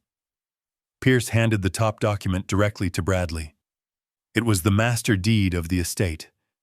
Pierce instructed him to read the name of the legal owner printed in bold black ink. Bradley looked down at the paper, his hands beginning to shake violently. He read the words, "Summit Commercial Holdings." Pierce explained to the captivated audience that the estate, the antique furniture, and every single blade of grass on the property belonged to an irrevocable corporate blind trust. Bradley was holding a meaningless piece of paper. He had assumed absolute control over an empty vault. The realization hit Bradley like a physical blow, but Pierce was not finished. The destruction of my son required absolute, total finality. Pierce reached back into his briefcase and retrieved a second, highly encrypted document. It was the commercial loan agreement I had intercepted from the mailbox that very morning. Pierce held the loan document up beside the corporate trust deed. He asked Bradley if he remembered walking into a federally insured bank 3 days ago. He asked if he remembered signing a legally binding contract to secure a massive line of credit for his failing logistics franchise. Bradley opened his mouth, but no sound came out. The blood completely drained from his face, leaving him the color of dirty ash. He took a staggering step backward, bumping into the grand piano. Pierce did not let him breathe. He read the exact terms of the loan aloud to the silent room. He stated that Bradley had accepted an electronic transfer of $200,000. He then read the collateral agreement, where Bradley had explicitly pledged my private estate as the sole guarantee for the massive sum. Pierce lowered the papers and looked Bradley dead in the eyes. He stated with brutal clarity that pledging a corporate asset you do not own and have absolutely no legal authority to encumber is not a simple misunderstanding. It is a severe premeditated federal crime. A collective gasp rippled through the gathered crowd. The wealthy business owners and local politicians immediately understood the catastrophic magnitude of the accusation. Bank fraud was an unforgivable sin in their circles. They began backing away from Bradley as if the marble floor beneath his feet was suddenly collapsing. The federal agent in the gray suit finally stepped forward. He moved with the heavy, inevitable weight of the United States government. He bypassed Pierce and walked directly up to my son. The agent did not offer a polite greeting. He looked at Bradley with absolute professional contempt. He stated his name and his agency, identifying himself as a senior investigator for the Financial Crimes Division. The agent announced that he was executing an immediate arrest warrant for massive bank fraud, wire fraud, and the fabrication of federal loan documents. Bradley completely collapsed inward. The wealthy, successful businessman facade shattered into a million unrecoverable pieces. He dropped the legal documents onto the floor and raised his hands in a frantic, pleading gesture. He looked past the federal agent directly at me. He begged me to tell them it was a mistake. He pleaded with me to pay off the bank loan and make the federal agent go away. He called me his father, tears streaming down his face, completely forgetting the miserable nursing home brochure he had shoved under my door just hours earlier. I looked at him, my face completely devoid of any emotion. I told him that I was simply a sick, paranoid old man, and that I had absolutely no idea what he was talking about. I gave him back the exact cold indifference he had shown me when my face was bleeding at his dining table. The federal agent grabbed Bradley roughly by the shoulder, spinning him around. The agent kicked Bradley's legs apart, forcing him into a humiliating spread-eagle stance right in the middle of his own lavish party. The sharp, metallic, ratcheting sound of heavy steel handcuffs locking securely around his wrists echoed through the grand living room. The bespoke tuxedo jacket stretched awkwardly, pinning his arms painfully behind his back. The federal agent began reading Bradley his Miranda rights in a loud, clear voice, completely drowning out his pathetic sobbing. The high society guests watched in absolute stunned silence as the golden boy of their country club was physically restrained like a common violent criminal. His logistics company was dead. His reputation was permanently eradicated. His future was confined to a federal prison cell. The trap had closed perfectly around his neck. The heavy steel handcuffs securing my son were the final brutal reality check for the high society crowd. But my work in that grand living room was still not completely finished. Bradley was standing with his head bowed, his bespoke tuxedo twisted awkwardly around his restrained arms, weeping openly as the federal agent read him his rights. The guests were completely silent, paralyzed by the sheer magnitude of the legal destruction happening right in front of the catering tables. I turned my back on my sobbing son and shifted my focus entirely to my daughter-in-law. Monica was standing near the towering floral arrangements, her face pale and her eyes wide with frantic terror. She was watching her husband, the supposedly brilliant entrepreneur, being processed as a federal criminal. She slowly realized that without his fabricated income, her entire luxurious lifestyle was actively evaporating into thin air. She looked at me, hoping to find a shred of the weak, compliant old man she had bullied for years. She found only the cold, unyielding stare of the architect who had engineered her absolute ruin. I walked slowly across the polished marble floor, closing the distance between us. The crowd parted instinctively, giving me a wide, unobstructed path to the woman who had violently scarred my face just 3 days earlier. I reached inside the breast pocket of my charcoal suit and withdrew the crisp, sealed envelope Jonathan Pierce had prepared for me. I held it in my right hand, feeling the heavy premium paper. I stopped exactly 3 feet away from her, standing just outside the physical boundary mandated by her strict bail conditions. I did not raise my voice, but the absolute silence of the room ensured that every single wealthy guest heard my words perfectly. I asked Monica if she truly believed her husband was a self-made millionaire. I asked her if she honestly thought the failing logistics franchise he ran could actually afford the diamond bracelets she was currently wearing, or the luxury sports cars sitting in my driveway. Monica stared at me, her mouth opening and closing like a suffocating fish. She could not comprehend why I was asking her about their finances while her husband was in handcuffs. I did not wait for her to formulate a pathetic lie. I turned slightly so the captive audience could hear the final devastating truth. I announced that 5 years ago I had quietly purchased the massive commercial warehouse complex that housed Bradley's entire operation. I revealed that I was the anonymous corporate landlord operating entirely behind the walls of Summit Commercial Management. I explained to the shocked crowd of local politicians and business owners that the actual market rent for that massive facility was $40,000 a month, but I had secretly allowed my son to pay only $8,000. I stated clearly that every single month for half a decade, I had personally subsidized their arrogant, lavish lifestyle to the tune of $32,000. I told Monica that she was not a high society queen. She was the unknowing recipient of my silent, exhausting charity. The absolute humiliation hit Monica with the force of a physical blow. The wealthy friends she had desperately tried to impress were now staring at her with profound, unvarnished pity and disgust. The illusion of her superiority was completely, permanently shattered. I held out the heavy sealed envelope and dropped it onto the marble floor directly at her expensive designer heels. I told her that the envelope contained the immediate and absolute termination of the commercial warehouse lease. I explained the strict morality clause buried deep within the contract her foolish husband had signed. I stated that because she had violently assaulted the primary shareholder of the management company and was subsequently arrested for a felony, the lease was legally voided. I informed her that the warehouse doors were currently being padlocked by private security. Their logistics company was instantly completely bankrupt. They had absolutely no assets, no income, and nowhere to go. Monica looked down at the white envelope resting on the floor. Her mind could not process the absolute totality of her destruction.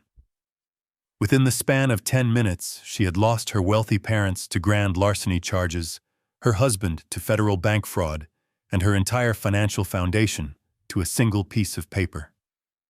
The psychological break was instantaneous and violent. The sheer magnitude of her public humiliation overrode every single instinct of self-preservation she possessed. She forgot the crowded room. She forgot the federal agent. Most importantly, she completely forgot the strict mandatory conditions of her felony bail release. Her face twisted into a mask of pure, unhinged, demonic rage. She let out a high-pitched, blood-curdling scream that echoed violently off the high ceilings of the estate. She lunged forward, her manicured hands hooked like claws, aiming directly for the fresh stitches on my face. She intended to tear my eyes out right in front of 100 witnesses. She did not even make it 2 feet. The 2 towering county sheriff deputies who had just finished escorting her parents outside had re-entered the grand foyer. They reacted with terrifying speed and absolute overwhelming force.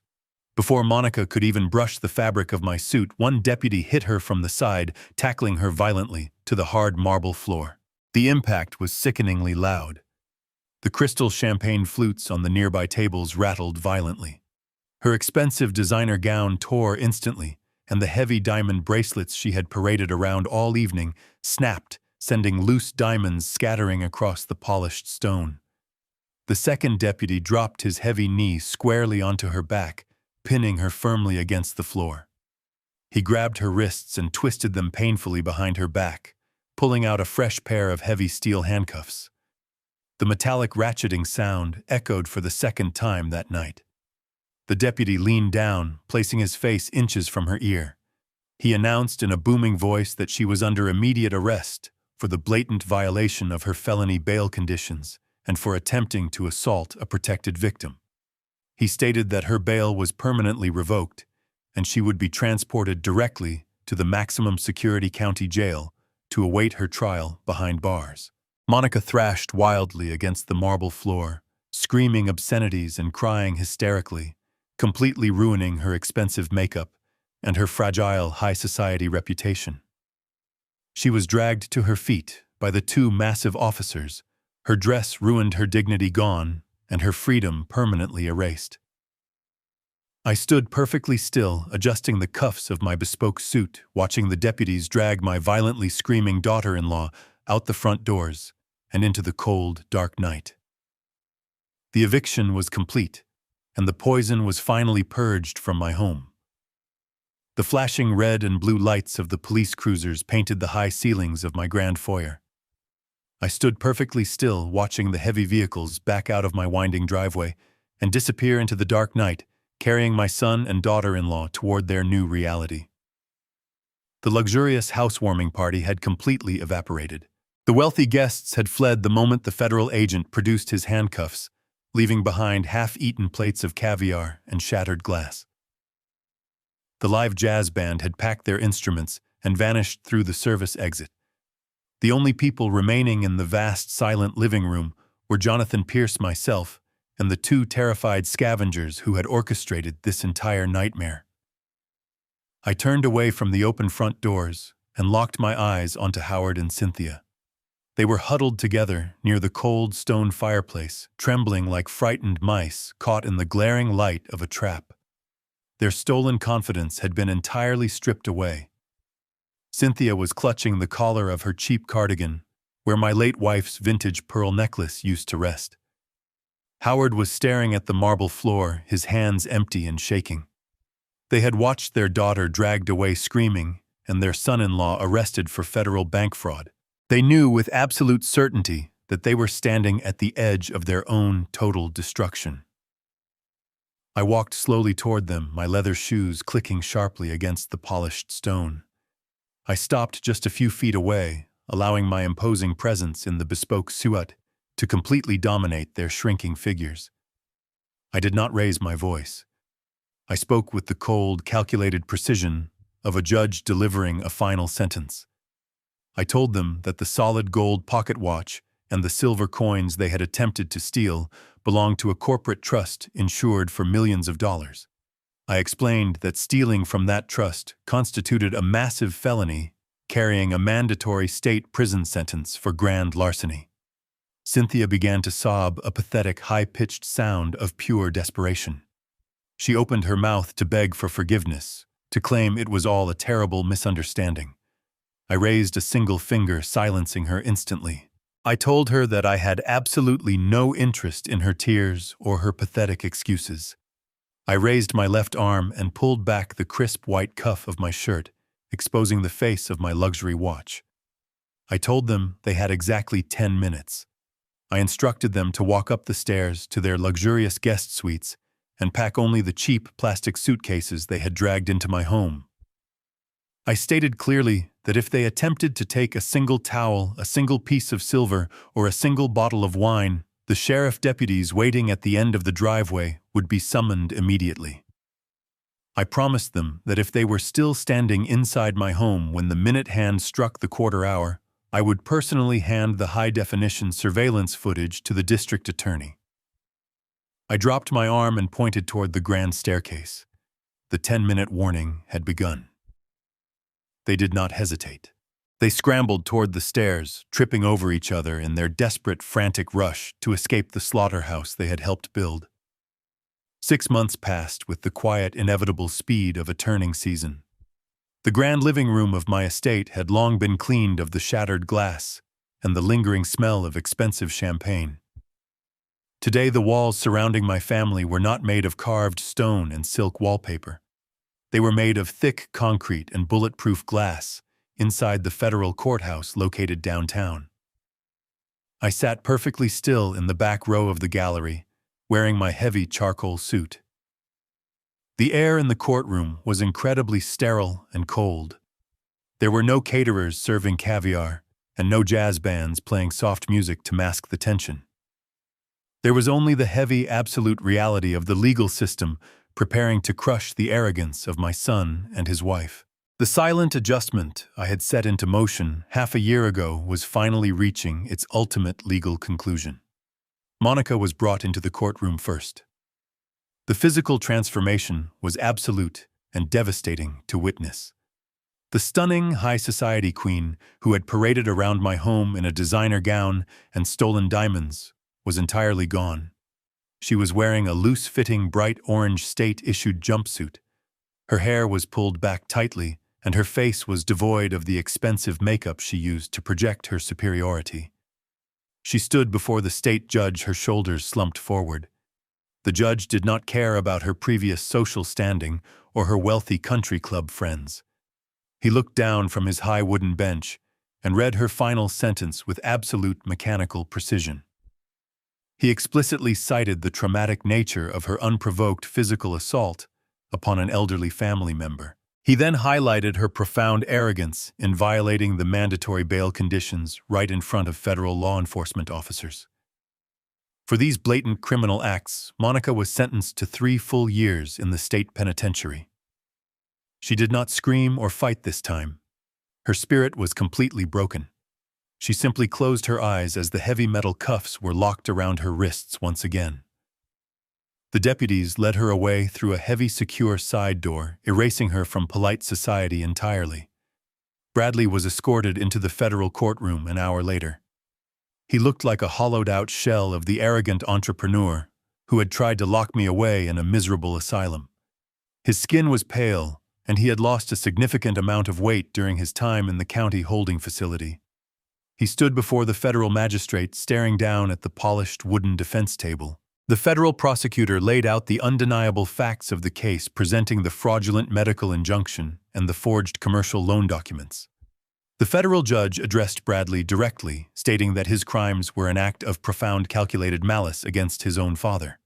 The judge emphasized that pledging a corporate asset he did not own was a direct attack on the integrity of the federal banking system. The heavy wooden gavel struck the sounding block with a loud cracking sound. Bradley was sentenced to 5 years in a federal correctional facility.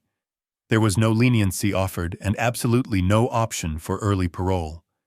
Just before the federal marshals pulled him away, he turned around and looked directly at me.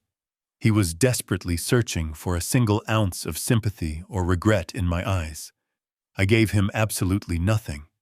I simply held his gaze until he was forced to turn away and walk through the secure door to begin his half-decade of concrete isolation. I walked out of the massive courthouse and stepped into the warm afternoon sun. Jonathan Pierce was waiting for me on the wide stone steps holding a final legal dossier. He handed me a single sheet of paper detailing the final fate of Howard and Cynthia.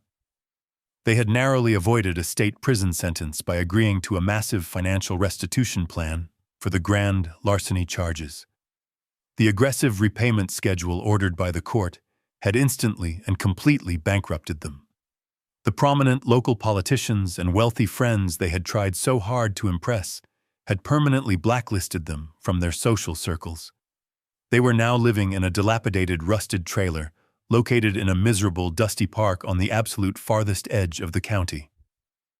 They were completely destitute, surviving on meager government rations, and turning entirely against each other in their shared misery.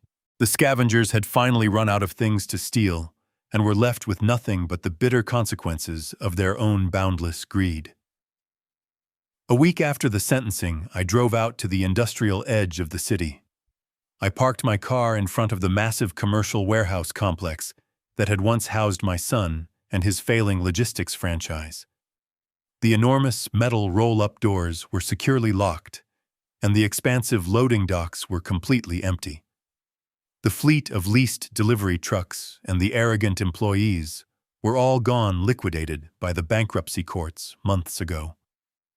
I unlocked the side access door and stepped inside the cavernous space. The silence echoing off the high steel rafters was deeply satisfying.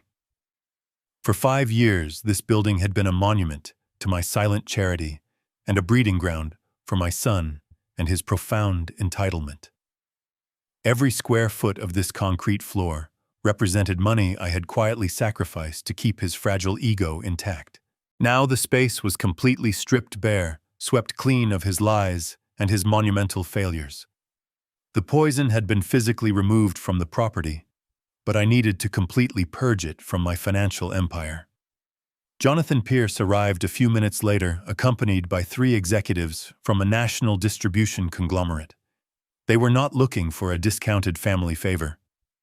They were aggressively seeking prime industrial real estate, and they were willing to pay the absolute maximum market price to acquire it. We did not conduct the transaction in a formal boardroom. We stood right there on the cold concrete floor of the empty warehouse using a heavy wooden shipping crate as a makeshift desk. The executives handed Jonathan the final purchase agreement. I read through the terms confirming the massive multi-million-dollar purchase price. I took a silver pen from my jacket pocket and signed my name on the bottom line. I officially transferred the ownership of the building, severing my final physical tie to the location of my son and his ultimate betrayal. The bank confirmation arrived on my encrypted tablet before the executives even drove out of the parking lot. The massive sum of money had been wired directly into the primary holding account of Summit Commercial Management. I looked at the glowing numbers on the screen. It was a staggering amount of capital, but I felt absolutely no desire to reinvest it or add it to my personal wealth. That money felt heavy and deeply tainted. It was the physical manifestation of the abuse I had suffered and the family I had been forced to destroy. I could not simply fold those funds back into my pristine corporate ledgers. I needed to weaponize that capital one final time, but not for revenge. I needed to use it for absolute restoration. I left the industrial park and drove directly back into the heart of the city. I navigated through the busy downtown streets, until I reached a modest brick office building. This was the headquarters of a prominent nonprofit legal foundation dedicated entirely to protecting vulnerable elderly citizens from financial exploitation and physical abuse. I walked into the reception area and asked to speak directly with the executive director. I was led into a small practical office filled with active case files. The director was a weary but fiercely dedicated woman who spent her life fighting the exact same predators who had attempted to consume me. She offered me a seat, assuming I was a victim, seeking their limited legal assistance. I did not ask for her help. I reached into my leather portfolio and pulled out a certified cashier check drawn directly from the Summit corporate account. The check represented the entire net profit from the sale of the massive commercial warehouse. I placed the slip of paper face down on her cluttered desk. I told her that I had recently survived a severe attempt on my life and my legacy engineered by my own family.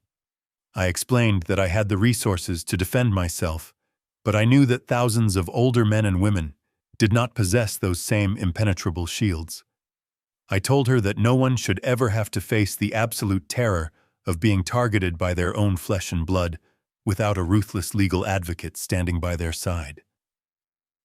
I asked her to turn the check over. She slowly reached out and flipped the heavy piece of paper. Her eyes widened in absolute shock, and her hands began to tremble as she read the massive multi-million-dollar figure printed across the center line. She looked up at me, completely speechless, tears welling in her eyes. I told her to use every single cent of that money to hire the most aggressive corporate litigators she could find. I instructed her to build an army of lawyers capable of destroying anyone who dared to view the elderly as an expiring resource. I stood up from the chair and walked out of the modest office, leaving her staring at the financial miracle resting on her desk. The tainted wealth had been transformed into a permanent shield for the defenseless. The financial poison was finally completely purged from my life. The morning sun crested the ancient oak trees surrounding my estate, casting long golden shadows across the pristine manicured lawns. I woke up not to the sound of heavy plastic suitcases rolling across marble floors, or the arrogant demands of greedy scavengers. I woke up to the absolute profound silence of a sanctuary completely restored. The air inside my massive stone home was no longer thick with tension and deceit. It was light, crisp, and entirely my own. I pushed back the heavy silk sheets and stepped out of my bed, feeling a deep, resonant energy in my bones.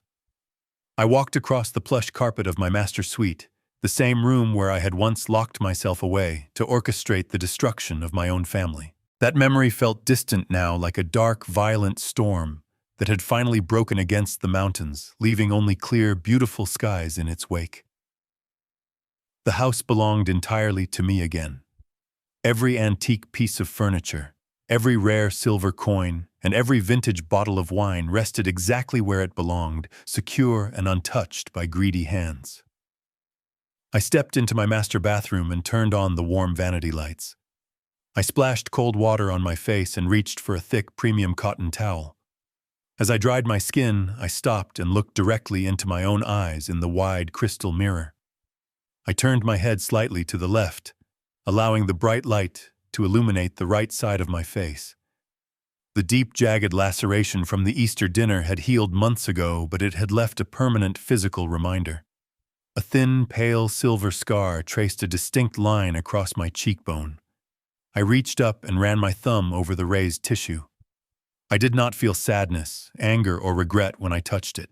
I felt the absolute unyielding pride of a survivor. That scar was the exact price of truth. It was the physical catalyst that forced me to open my eyes and recognize the predators living inside my own bloodline. Monica had thrown that heavy crystal wine glass intending to break my spirit and force my total submission. Instead, she had shattered the fragile illusion of our family and unleashed the architect of her own permanent ruin. I smiled at my reflection, feeling the quiet, immense dignity of a man who had successfully defended his fortress against a siege. I dressed in comfortable linen trousers and a soft cashmere sweater, leaving the heavy, bespoke armor hanging in the dark closet. I walked downstairs through the grand foyer, where federal agents had once dragged my son away in steel handcuffs. Today, the polished marble floors gleamed peacefully, reflecting the warm morning light filtering through the tall windows. I walked through the French doors and stepped out onto the expansive stone patio overlooking the sprawling, vibrant gardens. The outdoor wrought iron table was already set with a silver carafe of premium dark roast coffee and a plate of fresh, warm pastries. A few minutes later, the private service gate hummed open, and Jonathan Pierce walked up the gravel path. He was not wearing his intimidating navy blue litigator suit today. He wore a simple open-collared shirt and carried a folded Sunday newspaper under his arm. We had transitioned smoothly from attorney and client to generals who had successfully navigated a brutal war. We were now simply two men enjoying the profound peace we had engineered together. Jonathan sat down across from me, pouring himself a cup of the steaming black coffee. He leaned back in the heavy chair, taking a deep breath of the fresh morning air. He looked across the table and smiled, raising his ceramic mug in a silent toast to our absolute victory. He did not bring up the federal appeals my son was desperately and futilely filing from his concrete prison cell. He did not mention the miserable rusted trailer park where Howard and Cynthia were currently suffocating in their own grinding poverty. We had already closed those files, permanently locking them away in the dark archives of the past. We had excised the cancer, and we refused to let the ghost of the disease ruin our beautiful morning.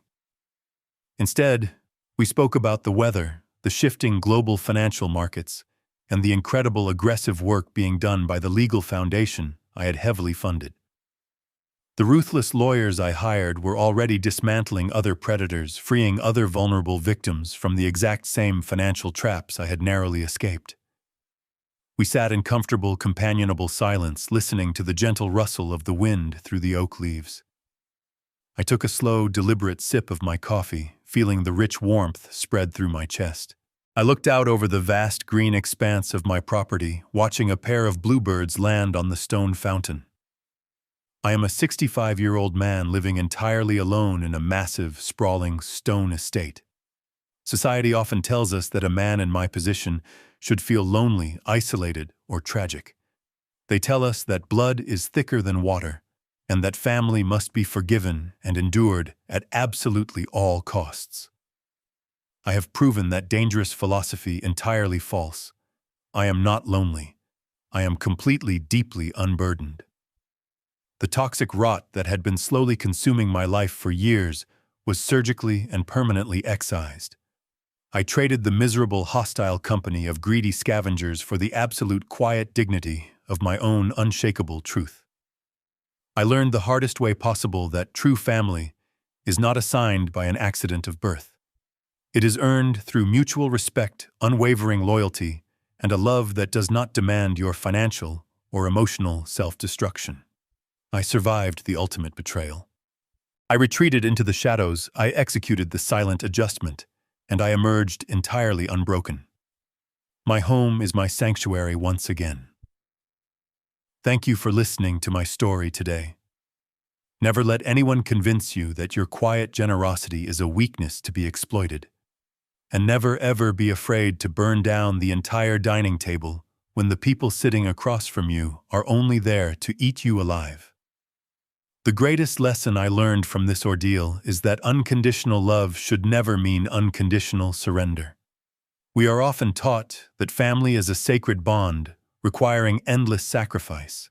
But when blood relatives view your generosity as a weakness to be exploited, that bond becomes a heavy chain.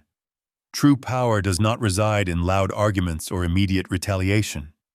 It resides entirely in the quiet, absolute enforcement of your own boundaries. Real family is built on mutual respect and genuine loyalty, not a sickening entitlement to your life and your resources. It is always better to stand alone with your dignity completely intact than to be surrounded by people who only value what they can steal from your hands. Please share your own experiences of setting firm boundaries with toxic family members in the comments below, and subscribe to the channel for more stories of absolute resilience.